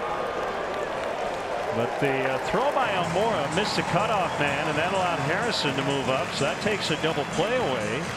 Second and third. Yeah, I think there's multiple bad decisions here. I'm surprised that Cora didn't send him. Almora had to drift far towards right center to get this ball, giving him a very difficult angle to throw this ball back into the infield with, and a bad decision by Almora to sail this ball over the head of the cutoff man, allowing Harrison to get into scoring position. I think Cora's decision is all about the fact that the previous base runner got thrown out at the plate. Yeah, and you just can't think that way. Every play is obviously independent of the other one. So they walked the rookie Meadows intentionally in his 12th major league game. They get to Francisco Cervelli, who has arguably been their best hitter this season. Yeah, and that's Not so much out of deference to Meadows, although you could understand it the way he's been swinging it, but it's looking for a 2-ball from the ground ball pitcher Hendricks. And that is Meadows' first major league walk. It is intentional. As you mentioned, first time Cervelli was up there, he's been hitting the ball in the air a lot more this year. He's hitting for more power than ever before.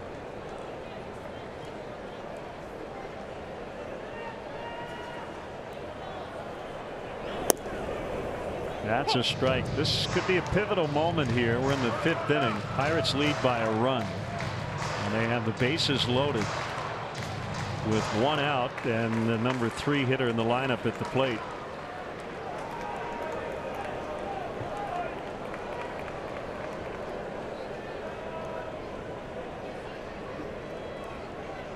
Hendricks kind of like John Lester last night, not at his best here tonight, just trying to find a way.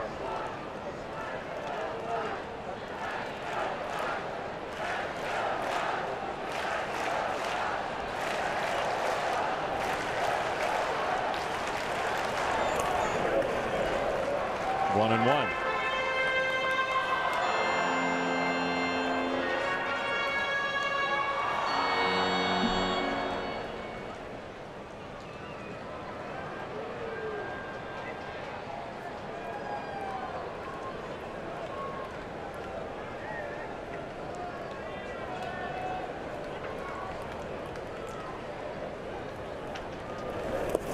And Cervelli went around, and Contreras able to keep the ball near him.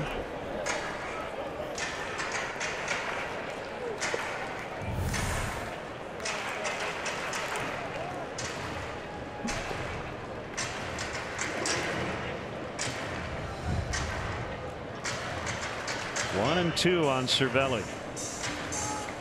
With a bunch of damage against the Cubs in early April at Wrigley Field.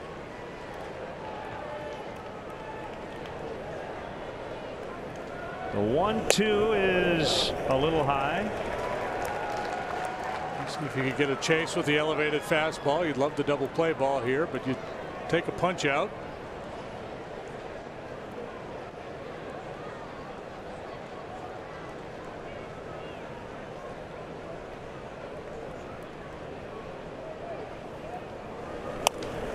Popped him up. That'll work.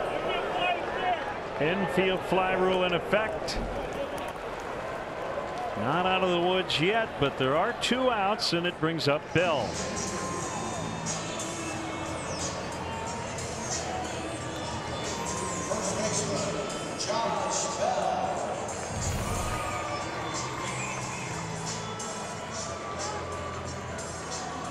Out in front of the changeup. Well, the weight distributed out on the front foot, nothing left. The infield pop-up. Cervelli's popped up 3 times tonight. Randy Rosario, a left-hander, up in the bullpen, and the entire infield joining Jim Hickey as they come up with a game plan to get Bell.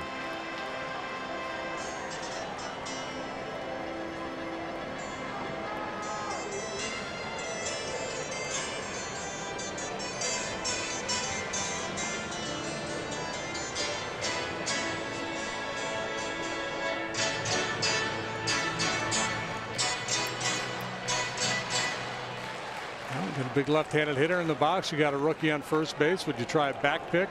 Contreras loves to throw the ball. Rizzo's playing very deep, though.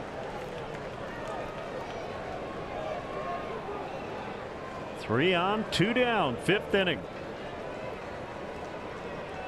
Here we go. Ground ball, diving stop, Bias from his knees, and Rizzo recovers, makes the play, inning over. Oh yeah, exhale. Wow. An athletic play on both ends. Great job to smother it. He had a little more time than he thought. And Rizzo able to stay cover, Anthony. Big man coming.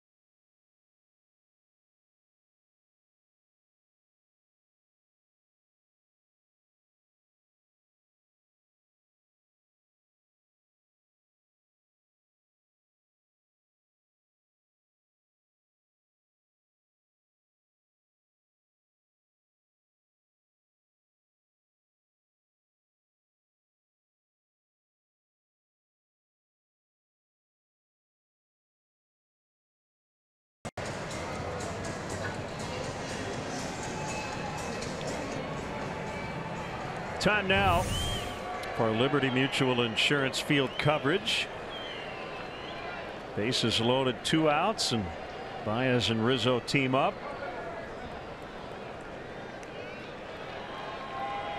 He recovered a fumble. Athletic play by everybody, including Bell with the up and over. Beautiful play by Baez. He's had a busy night out there.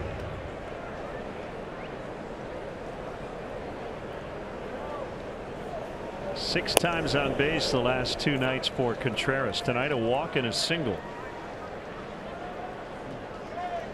It's right over the heart of the plate. Call the ball. Contreras showing bunt. Created a little bit of a distraction for Hoberg.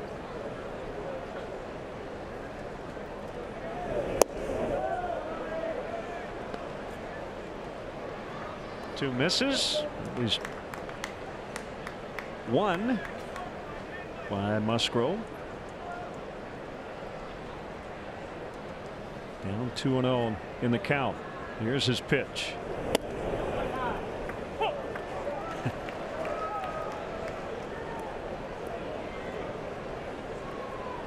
Musgrove part of the trade for Garrett Cole, but he's not the guy that is expected to replace Cole. That would be Jameson Taillon, who I figure will go to the head of the class and ultimately become their ace. But it's been a tough year so far for the talented right-hander.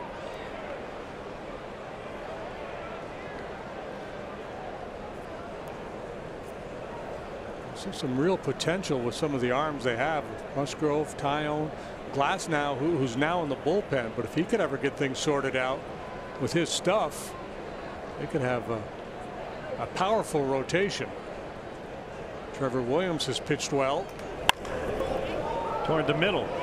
Sliding play. Harrison. Nicely done.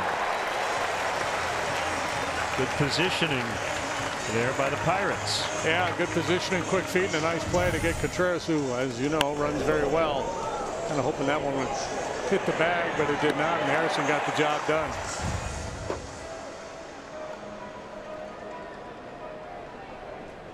Schwarber 0 for 2, as you see Musgrove's line tonight. Second start with Pittsburgh. He's had to work a lot harder here tonight than he did last time out against St. Louis, but held the Cubs to just the 1 so far. He's foul. Nice play down the line.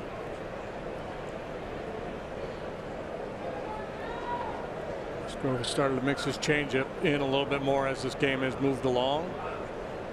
A heavy fastball slider early on and cutter.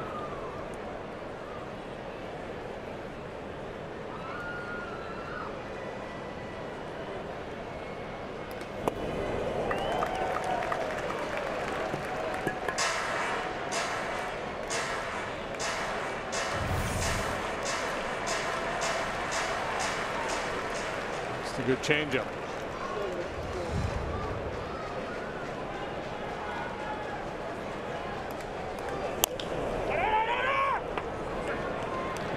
Musgrove to the bag.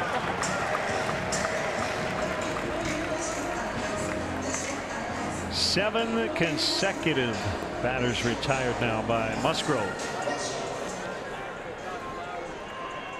The Cubs will have 3 summer camp days this year. The first one is Thursday, June 7th, when the Cubs play the Phillies. First pitch 1:20. Fans who purchase tickets through the Cubs Community Nights page will receive a Cubs baseball card pack. For more information, Cubs.com/Community Nights. Tough night for Russell. Picked off at second base, and then a throwing error on defense.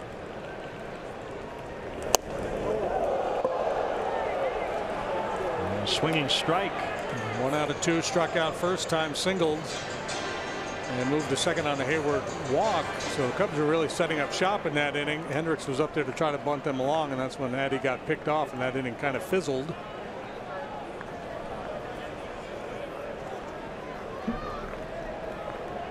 It didn't kind of fizzle, it just fizzled.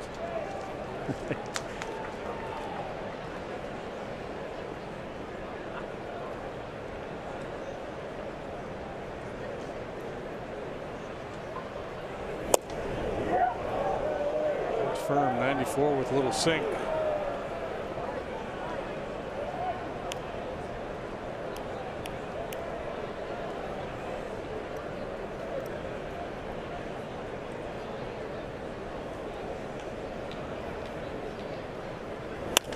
Ground ball toward the middle.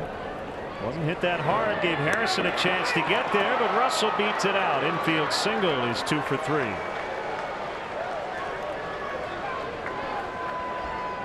So almost 2 spectacular plays in this inning.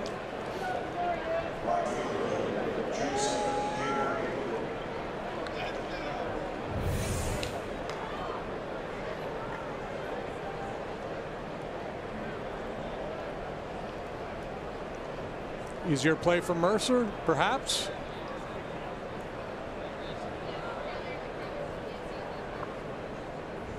It's looked good in the box the last couple of days.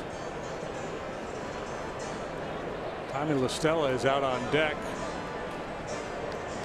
And he would hit for the pitcher Hendricks as Hayward ready to climb in. And he's been on 2 more times tonight. And a great throw from right as well.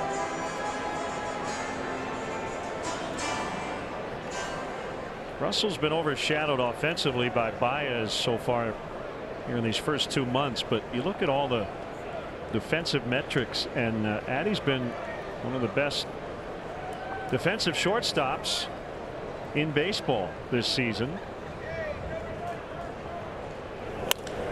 Ground ball, base hit. Russell on his way to third, so the Cubs rallying here with 2 outs. They've got the tying run at third. La Stella will bat for Hendricks. Hayward on base 3 times now. A couple singles and a walk, and again, pitch that really plays to his strength. That one down a little bit and out away from him. Carbon copy of the last one almost. This time it was a line drive. This time solid ground ball through the hole.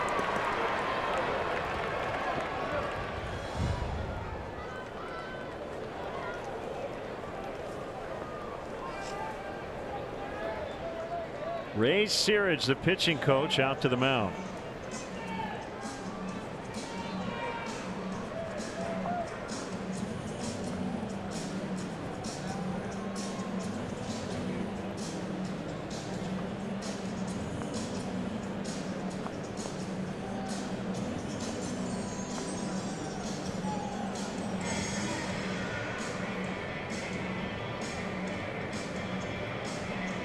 Two to 1 Pittsburgh. We're in the 6th inning.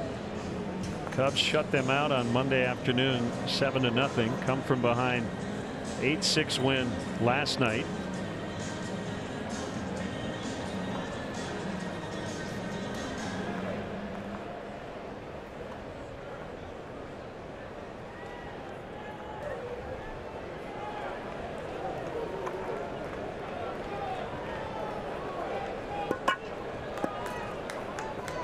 Tommy La Stella's biggest fan right now, Kyle Hendricks.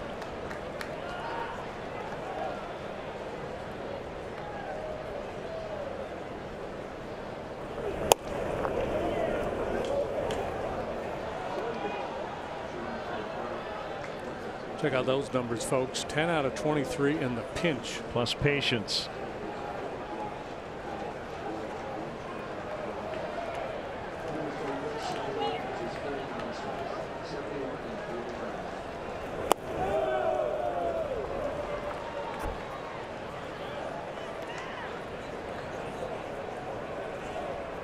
Two balls, no strikes. Double likely scores 2 here. Hitters count. We talked about the patience, but Tommy's a smart hitter, understands game situations. I don't think he'll be passive here. He gets something to his liking, and in situations like this, he likes to try to get out in front of one, hook it into the right field corner. And bounces to Bell with backhands, and that will do it. Cubs threatened with 2 outs, cannot cash in those singles. Still 2-1.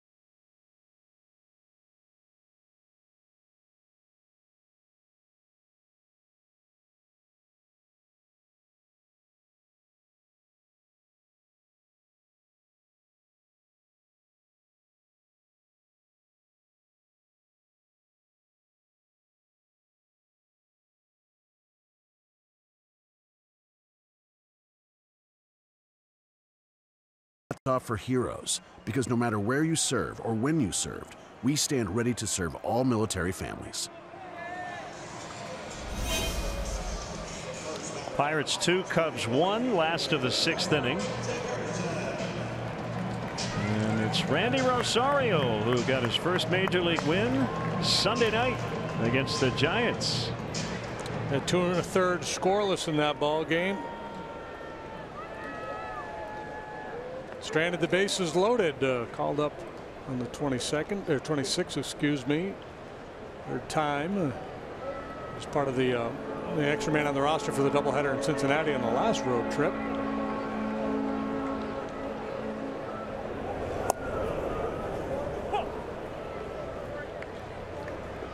Dickerson didn't like that strike call.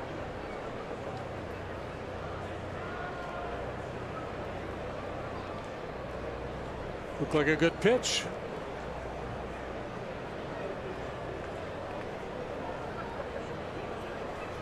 Triple and a run in the second. Reached on a fielder's choice and an error in the fourth, and was thrown out trying to score by Jason Hayward. 1 ball, 1 strike on him. Holds his hands high. Swing and a miss. Still a tough out though when you get him to 2 strikes. Only Wilson Contreras has a better batting average with 2 strikes among National League hitters than Dickerson. They're both up around 280. What about bat control? You see how he chokes up on the bat with 2 strikes. Probably go a little wider with the legs. Try to be quiet with the lower body.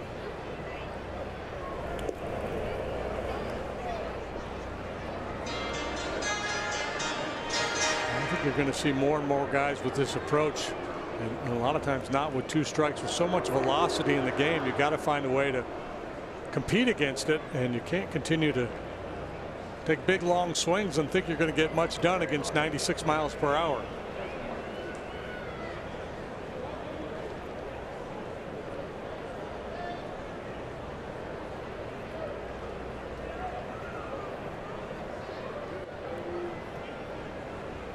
Rosario trying to get that first batter out. It's something Kyle Hendricks couldn't do tonight. Russell will scoop, and they get that leadoff man.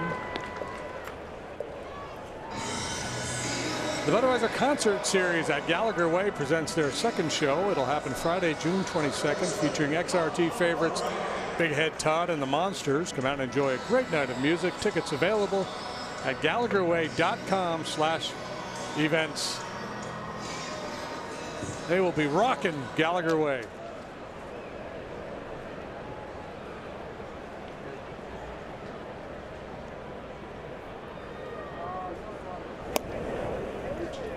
Strike called on Moran.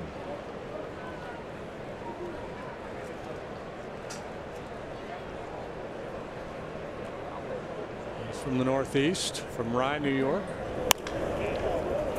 Through the middle, diving stop. Baez, no throw. He's been all over the place tonight. He's left his feet a lot. 2 hits for Moran.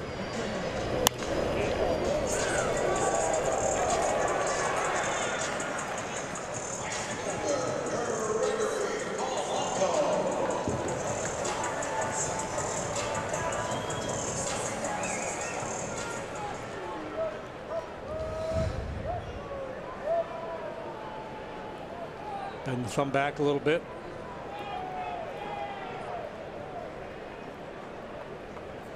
Yeah, you always worry about that type of play. Wrist, thumb, finger.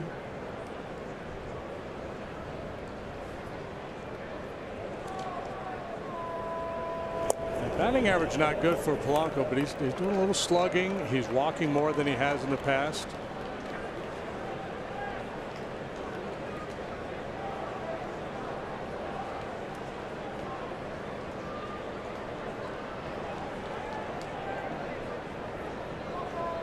.82 against left-handed pitching.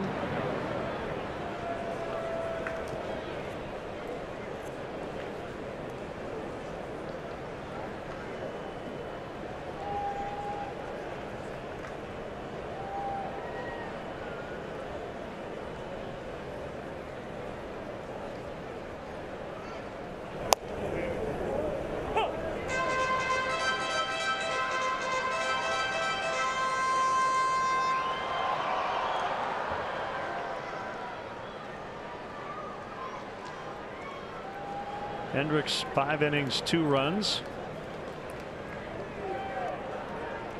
Currently the pitcher of record.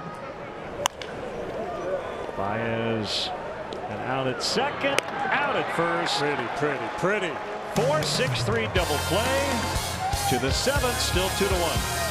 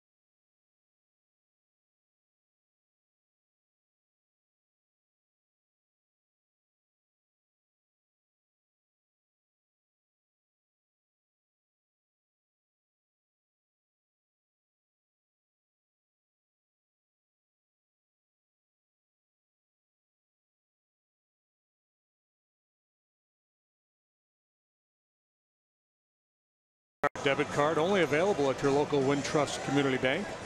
Go to wintrust.com/Cubs to learn more. Members FDIC. 4th time through the order, and it's still Joe Musgrove. Some quality young Cub fans taking in the action here in Pittsburgh on a beautiful night. There is action in the Pirate bullpen.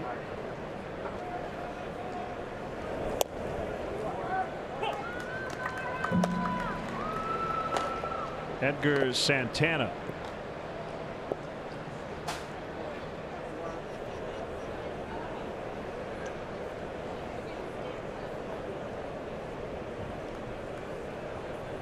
The pitch. Bounce to third. Good play by Moran as he held his ground. Well, it's easy over there at third on a play like that to back up, but he stayed firm and made a nice backhanded pick.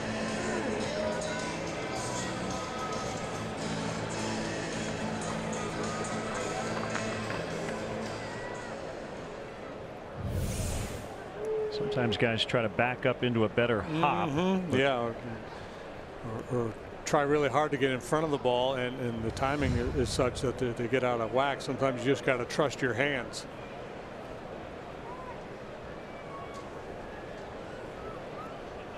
See if Baez has some magic in his bat tonight. He already has an RBI single. And when you think Baez with the bat, you think slug. He's got 13 home runs, 5 triples.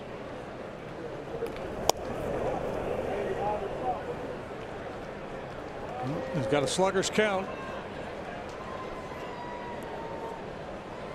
He's getting his 4th look at Musgrove.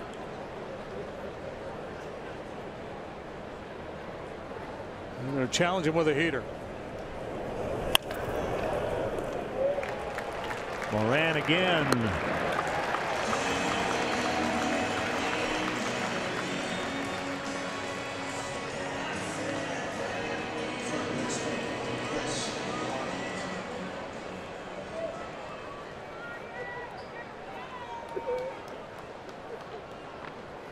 Chris is due. He is 2 for 13 in the series.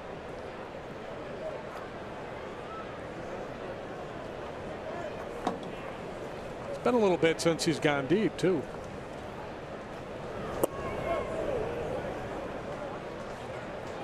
Good take. He's been chasing that pitch a little bit here of late. So how you can tell he's not locked in when he's grooving. He's not chasing. His last home run was in the makeup game against Atlanta at Wrigley Field 16 days ago. Well, Musgrove kind of playing with fire here. He went 2 on Baez, and here he is again 2-0 on KB.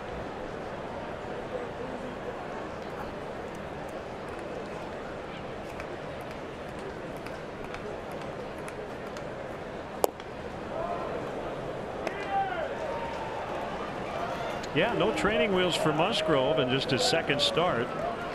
And in a lot of cases, a guy who had missed almost 2 months probably would have been satisfied with 6 innings. I'm not sure what the bullpen status is in terms of availability out there, but maybe they're, trying to protect a couple of guys, because I thought he would get Musgrove out of there after 6. 2-out walk.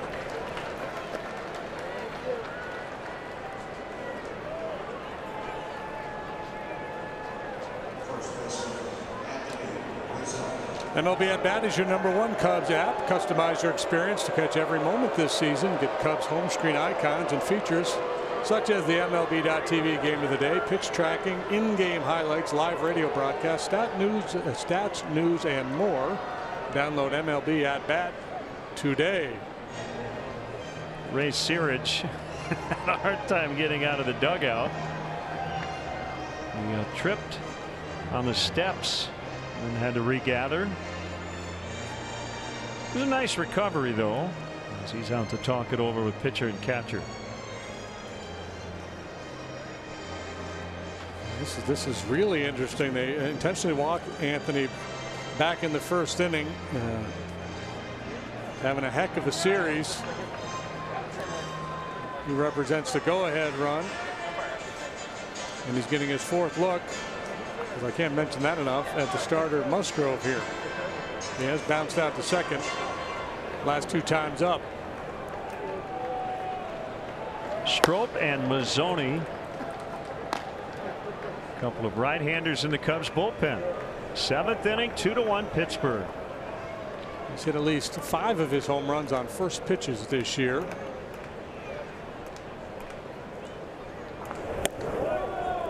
Musgrove really humping up, overthrowing, and it's a telltale sign of fatigue. 5 straight misses.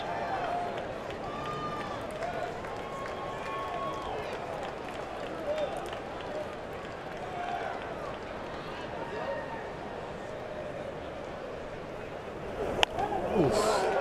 Popped him up. That's Mercer, and that's it. Stretch time. Pittsburgh 2, Cubs 1 in the 7th.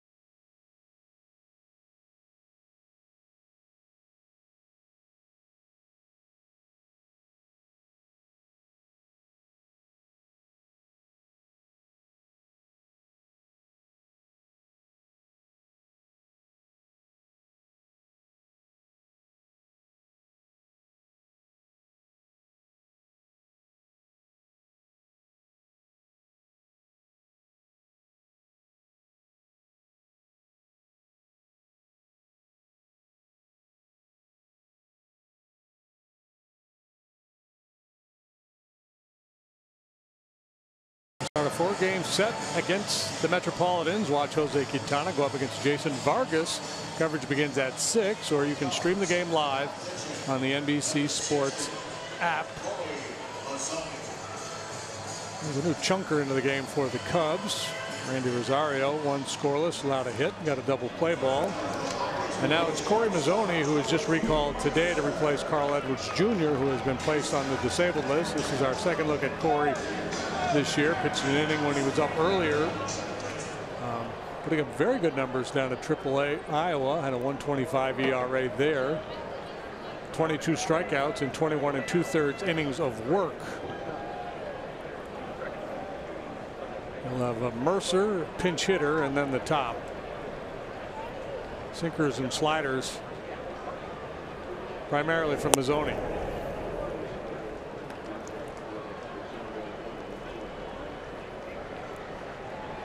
Nice work by Rosario. Adam Frazier on deck. High fly into right. Where Hayward will put 2 hands on it. The battle for Hendricks tonight. Just the 1 walk, though, and it was intentional. Only 1 strikeout. In his 5 innings, he allowed 7 hits. It's just the 3rd time this year he's allowed more hits than innings pitched in a ball game.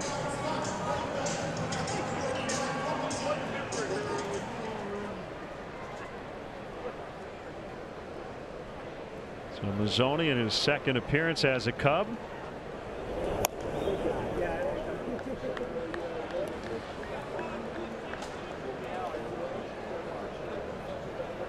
And a local guy.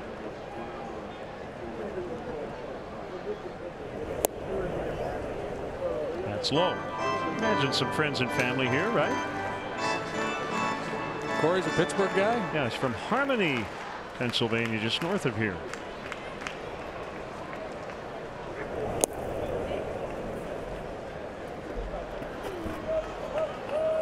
th major league appearance. First 14 coming with San Diego, 2015 and 17. And we saw him a fair amount during spring training.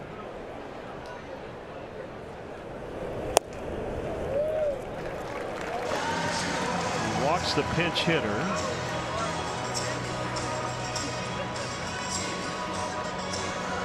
That is a first unintentional walk the Pirates have taken in the series.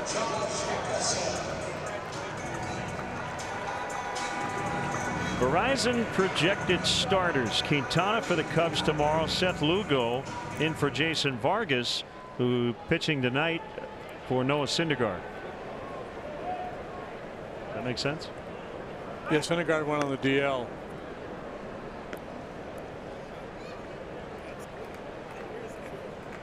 That is not Noah Syndergaard. He has a damaged ligament in his index finger. Mets are really banged up.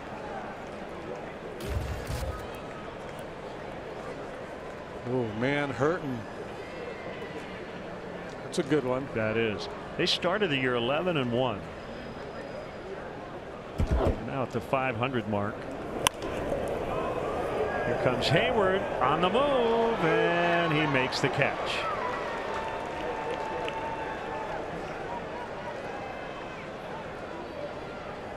Mets have a new manager, former pitcher and pitching coach Mickey Callaway. More on them tomorrow. We'll be there for 4 days. And 3 new managers in that division: Davey Martinez, Dave Kapler, and Callaway. Here comes Joe with Meadows due. So Mazzoni worked a scoreless inning in his Cub debut on May 7th. Getting a couple of outs here in the 7th with the Frazier walk, and we'll have a change. We'll be right back.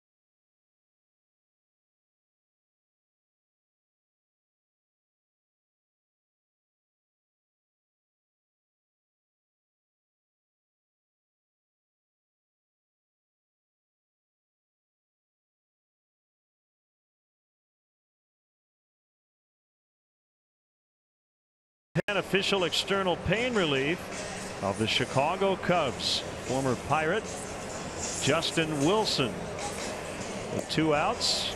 Runner on, trying to get the rookie Meadows. Yeah, originally drafted and signed by the Pirates. Has spent his first 3 years as a big leaguer here and had a sub-3 ERA while wearing the black and gold. And for this season, 1-1 with an ERA right at 3 now. Stops in New York and Detroit.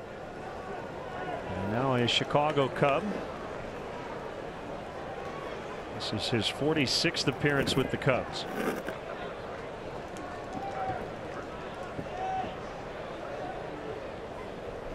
Frazier, the runner at first. Ball 1. You missed it earlier. Carl Edwards Jr. is now on the disabled list with right shoulder inflammation. That's why Corey Mazzoni joined the roster. 1-1. It's good carry on his four-seam fastball, even when it's down in the zone. Justin, over his last 12 appearances, has allowed just 1 earned run. 11 1/3 innings, allowed 5 hits, punched out 11 in that stretch.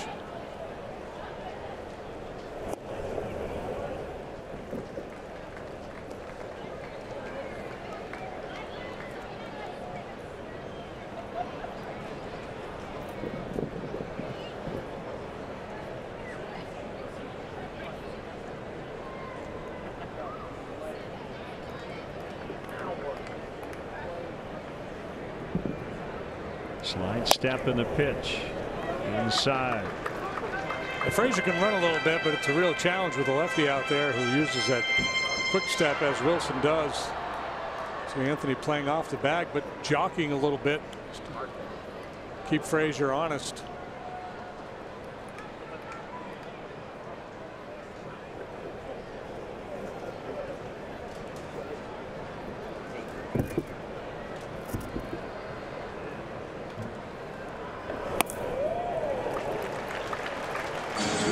Here in the inning.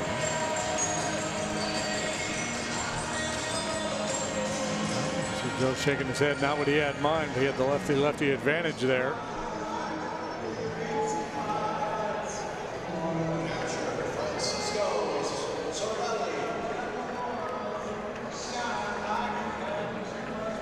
So Jim Hickey out to talk it over. Cervelli in the 5th inning popped to first with the bases loaded and 1 out.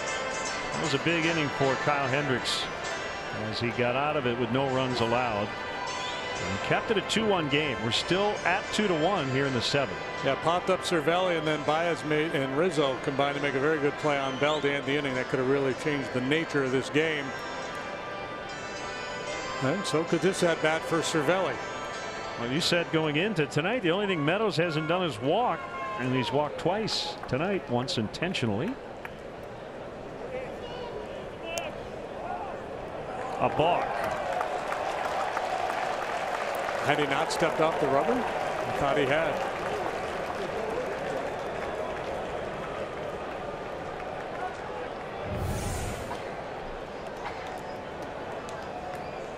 Yeah, that's the little flinch. That. Oh, I hate that. It's bogus. It's bad interpretation of the rule. It's very nitpicky, but they call it every time. If you read the rule book, it says the umpire, there's like an elastic clause on the balk rule that the umpire should consider pitcher's intent. One thing, once a guy comes set, if he moves and doesn't pitch, but he hadn't come set yet, that's a bad call in my mind.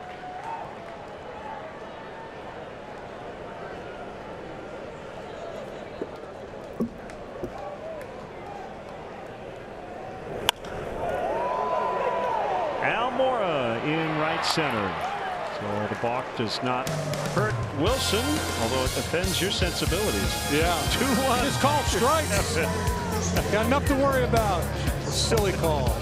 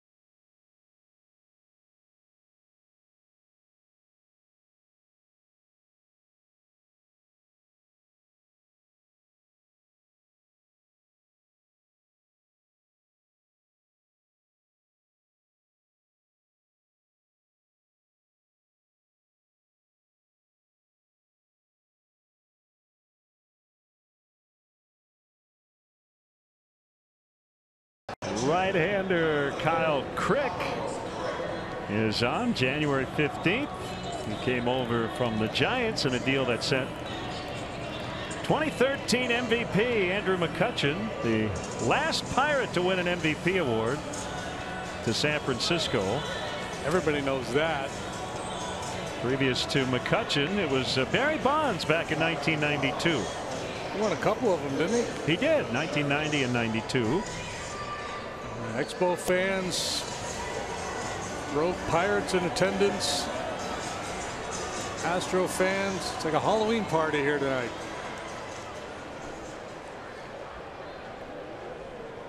Our second look at Kyle Crick in this series. 6'4", 220, 25-year-old right-hander.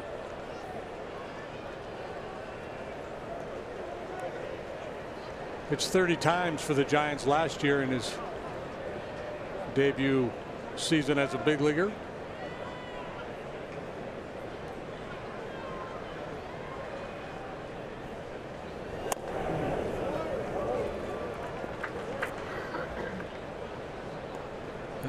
There's been a lot of traffic for both sides in this game, but just 3 runs total.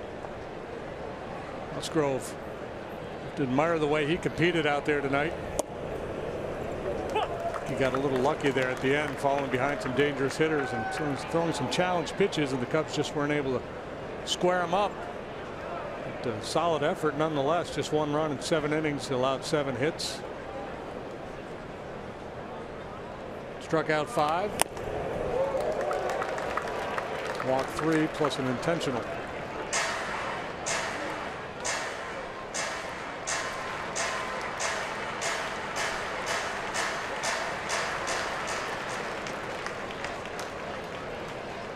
Ball and 2 strikes to Contreras.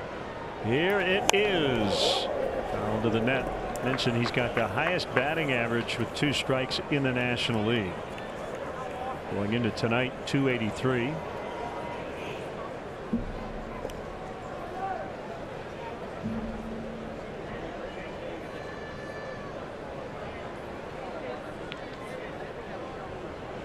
Right from the first base side of the rubber. And a smash toward the middle.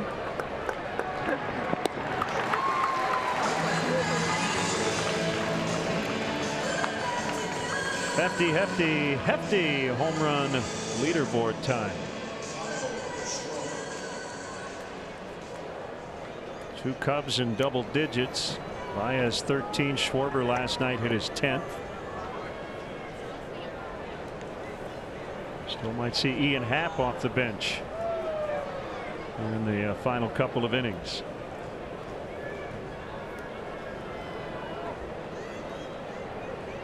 Pitch to Schwarber is a strike.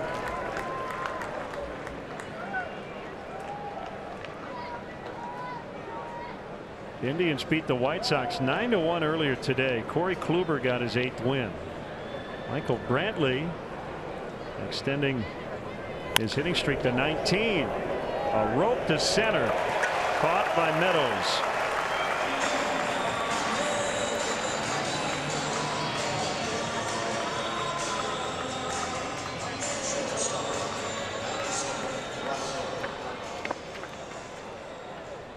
So that's a 3-game sweep for the AL Central leaders.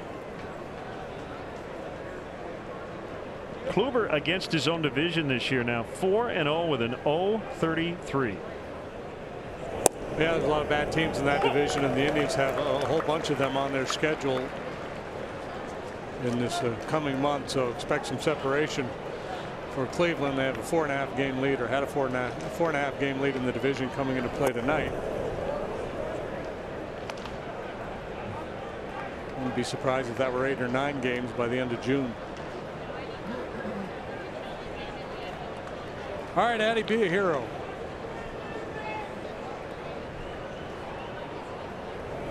That was a heroic effort. 1-2. Got a delay in Detroit. Angels and Tigers 1-1. Vasquez, their closer, is up. Shohei Ohtani pitching for LA tonight. Shot foul. Still 1-2.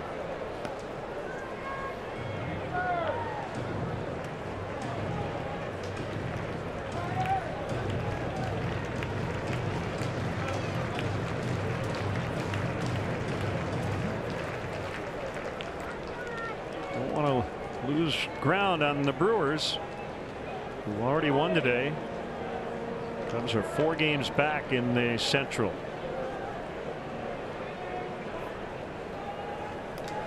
Swing and a miss. Strike 3.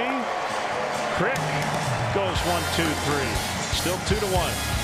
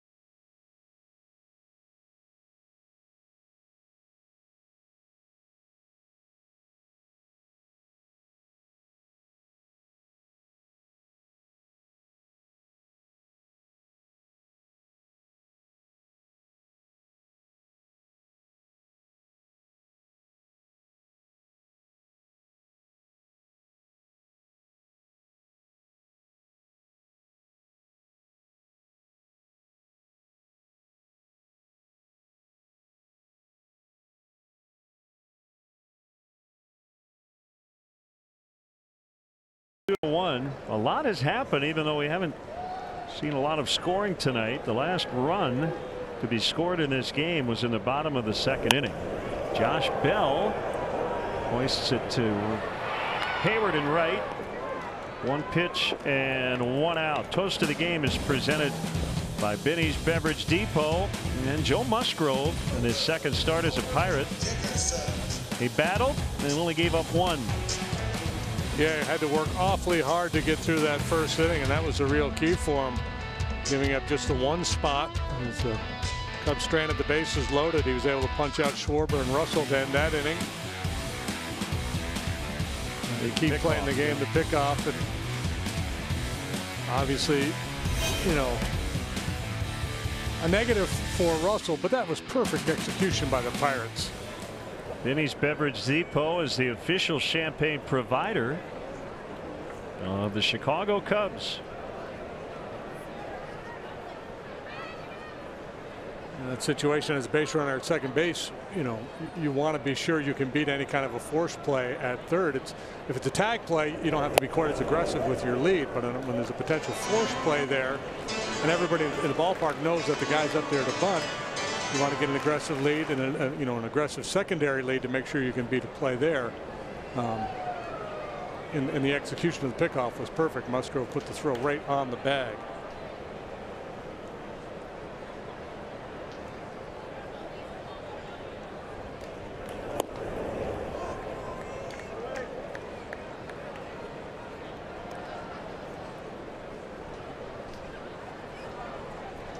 A 2-1 count on Dickerson.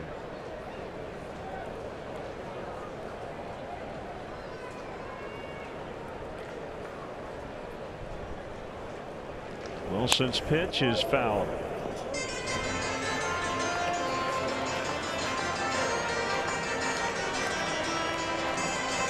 The fan voting for the All-Star game will start at 11 a.m. Central Time on Friday.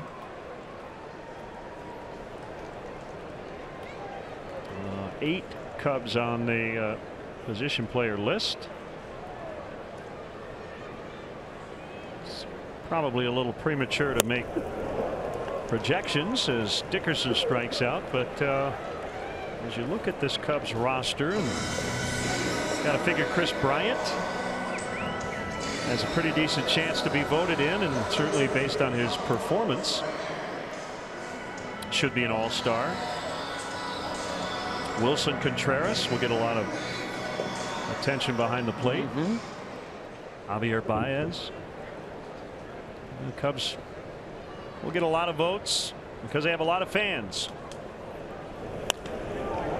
And a soft liner into center for a base hit. I think Brandon Morrow has certainly pitched at an all-star caliber onto the Cubs bullpen.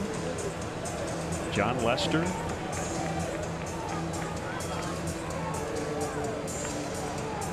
So I got about 14 Cubs on the National League All-Star. Go back. No, 2016 when the whole team made it. I wouldn't. Yeah, I wouldn't. Chad Noble will probably be on there. I wouldn't be surprised if the Cubs get 3 or 4,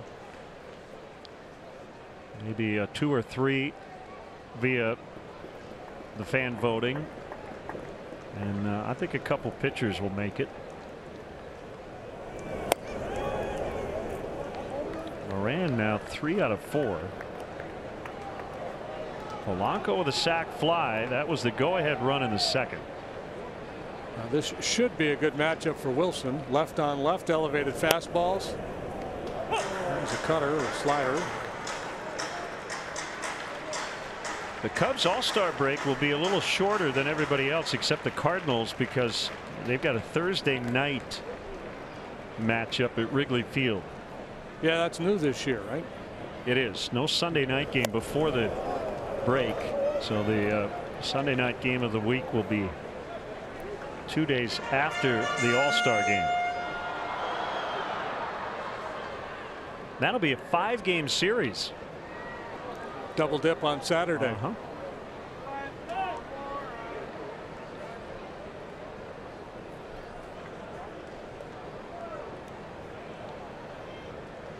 The Cub players were all that excited when they found out they were playing on that Thursday of the All-Star break. It's the price you pay for being popular. Yeah.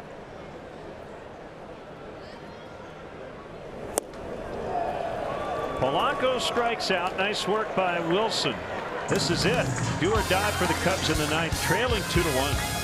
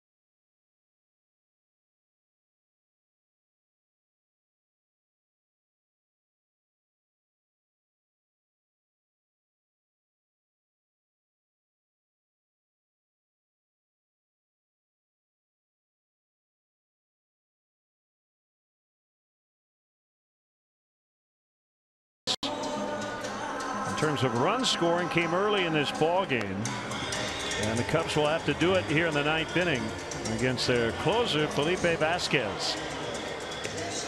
Well, he has failed to convert 3 times already this year. He's 2-1, 9 saves and 12 tries with a .338 ERA. 21 in the third. He's allowed 20 hits and 9 walks, so there's been a good bit of traffic against him as well. It's been a bit of a tough go for left-handed hitters against them. They're batting just 100 against Vasquez. Big arm, good heater, real good changeup. Recently dealt with a minor forearm issue, but got back in there last night. And went 1-2-3 in the ninth with his team trailing. Hayward into right. Jason Hayward 3 for 3 with a walk. Second consecutive 3-hit ball game. Jay Hay, stay hot. Which Jay Hay? The one standing on first, not the one laying in the grass. Yeah.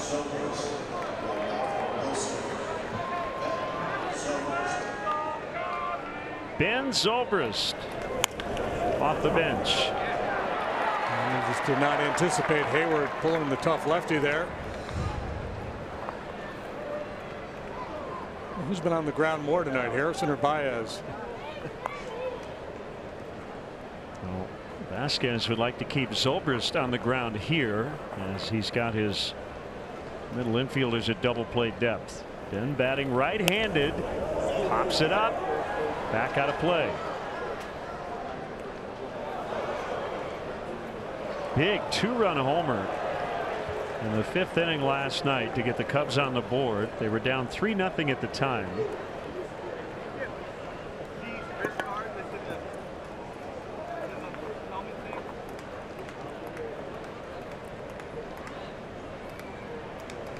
Swing and a miss.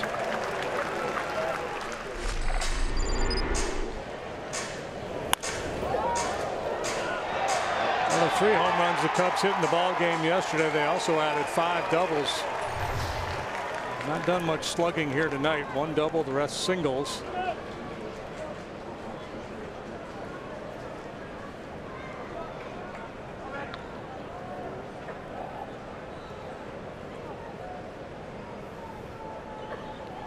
The pitch, swing and a miss. He got him. Loves that changeup. He also has a slider and a curveball, so he's got a pretty wide assortment of pitches for a closer, but he leans heavily on the fastball changeup combination.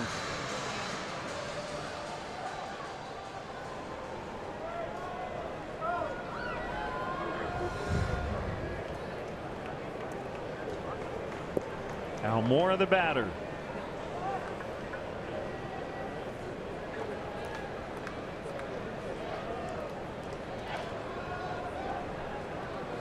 Change up.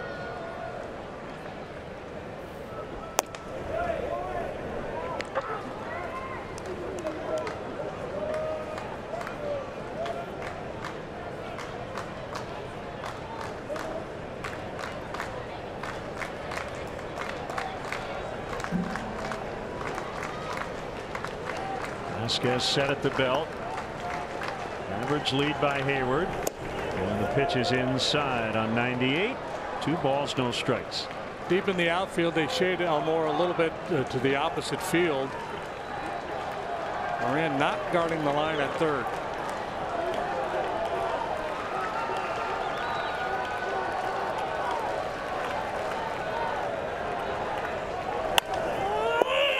Fly ball to right. You can hear Almora express his frustration as Polanco makes the grab. 2 outs. And the game will be on the bat of Javier Baez. Well, this is fun.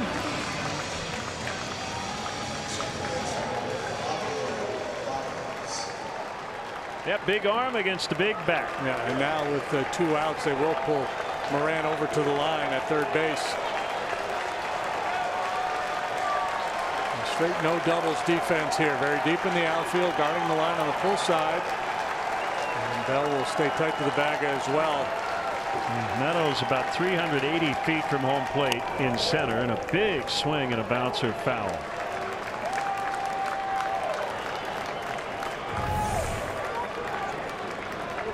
Clearing the front side. The big driver out. Yeah, he was going for the green from the tee box. 2-1 Pittsburgh, 9th inning. Runner at first. 2 outs. Hayward led off the inning with a hit. Then Zobrist struck out. Almora flied to right. And that ball knocked down by Bell. The throw to first. Not in time. Infield hit for Baez. Wow, that ball was absolutely blistered.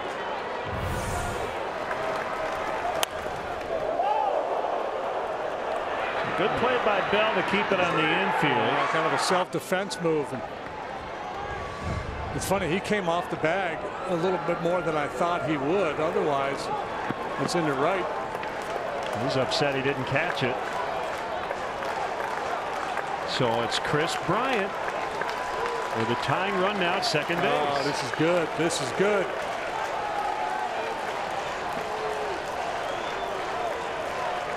And standing here in Pittsburgh. And the pitch. Pulled foul. Good swing. Good pass at it. That changeup was up a little bit. And you have to be, ready to hit the fastball. And just hope he makes a mistake with the changeup. And this one is up. It stays in the zone a little bit longer, but the off-speed nature of it catches him out in front just a little bit. A couple of years ago, Chris really struggled on changeups. It's not the case anymore. The Baez ball was blistered at 108 miles an hour off the bat.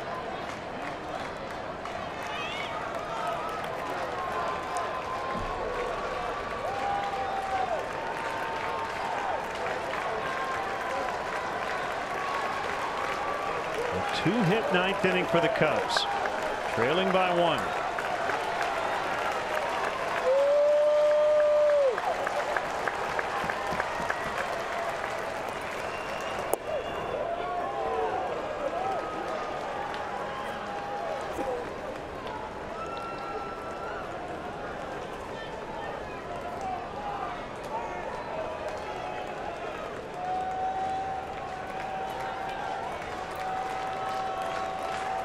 Almost always gives you a good at bat in this situation. Doesn't let the moment get the best of him.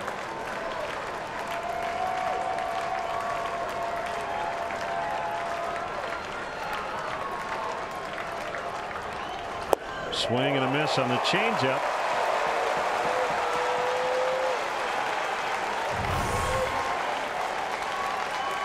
Just never got there.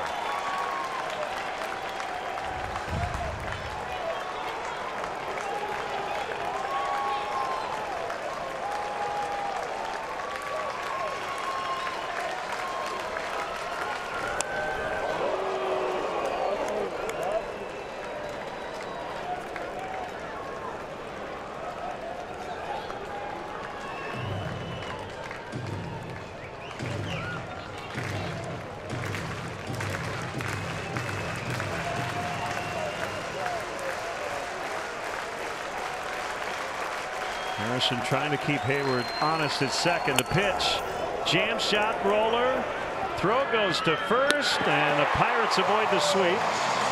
Cubs still take 2 out of 3, but they had chances tonight.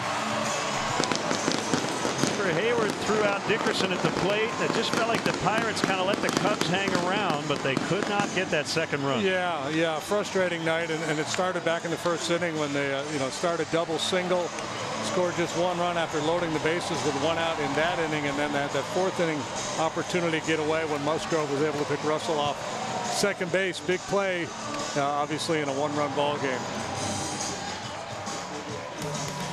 So for JD and our entire NBC Sports Chicago crew here in Pittsburgh, Len Casper with your final score. The Pirates 2, the Cubs 1. We've got baseball tomorrow night and Friday night from New York right here on NBC Sports Chicago at 6 o'clock Central Time. Make sure you stay tuned. Blue Cross Blue Shield of Illinois post-game live is next.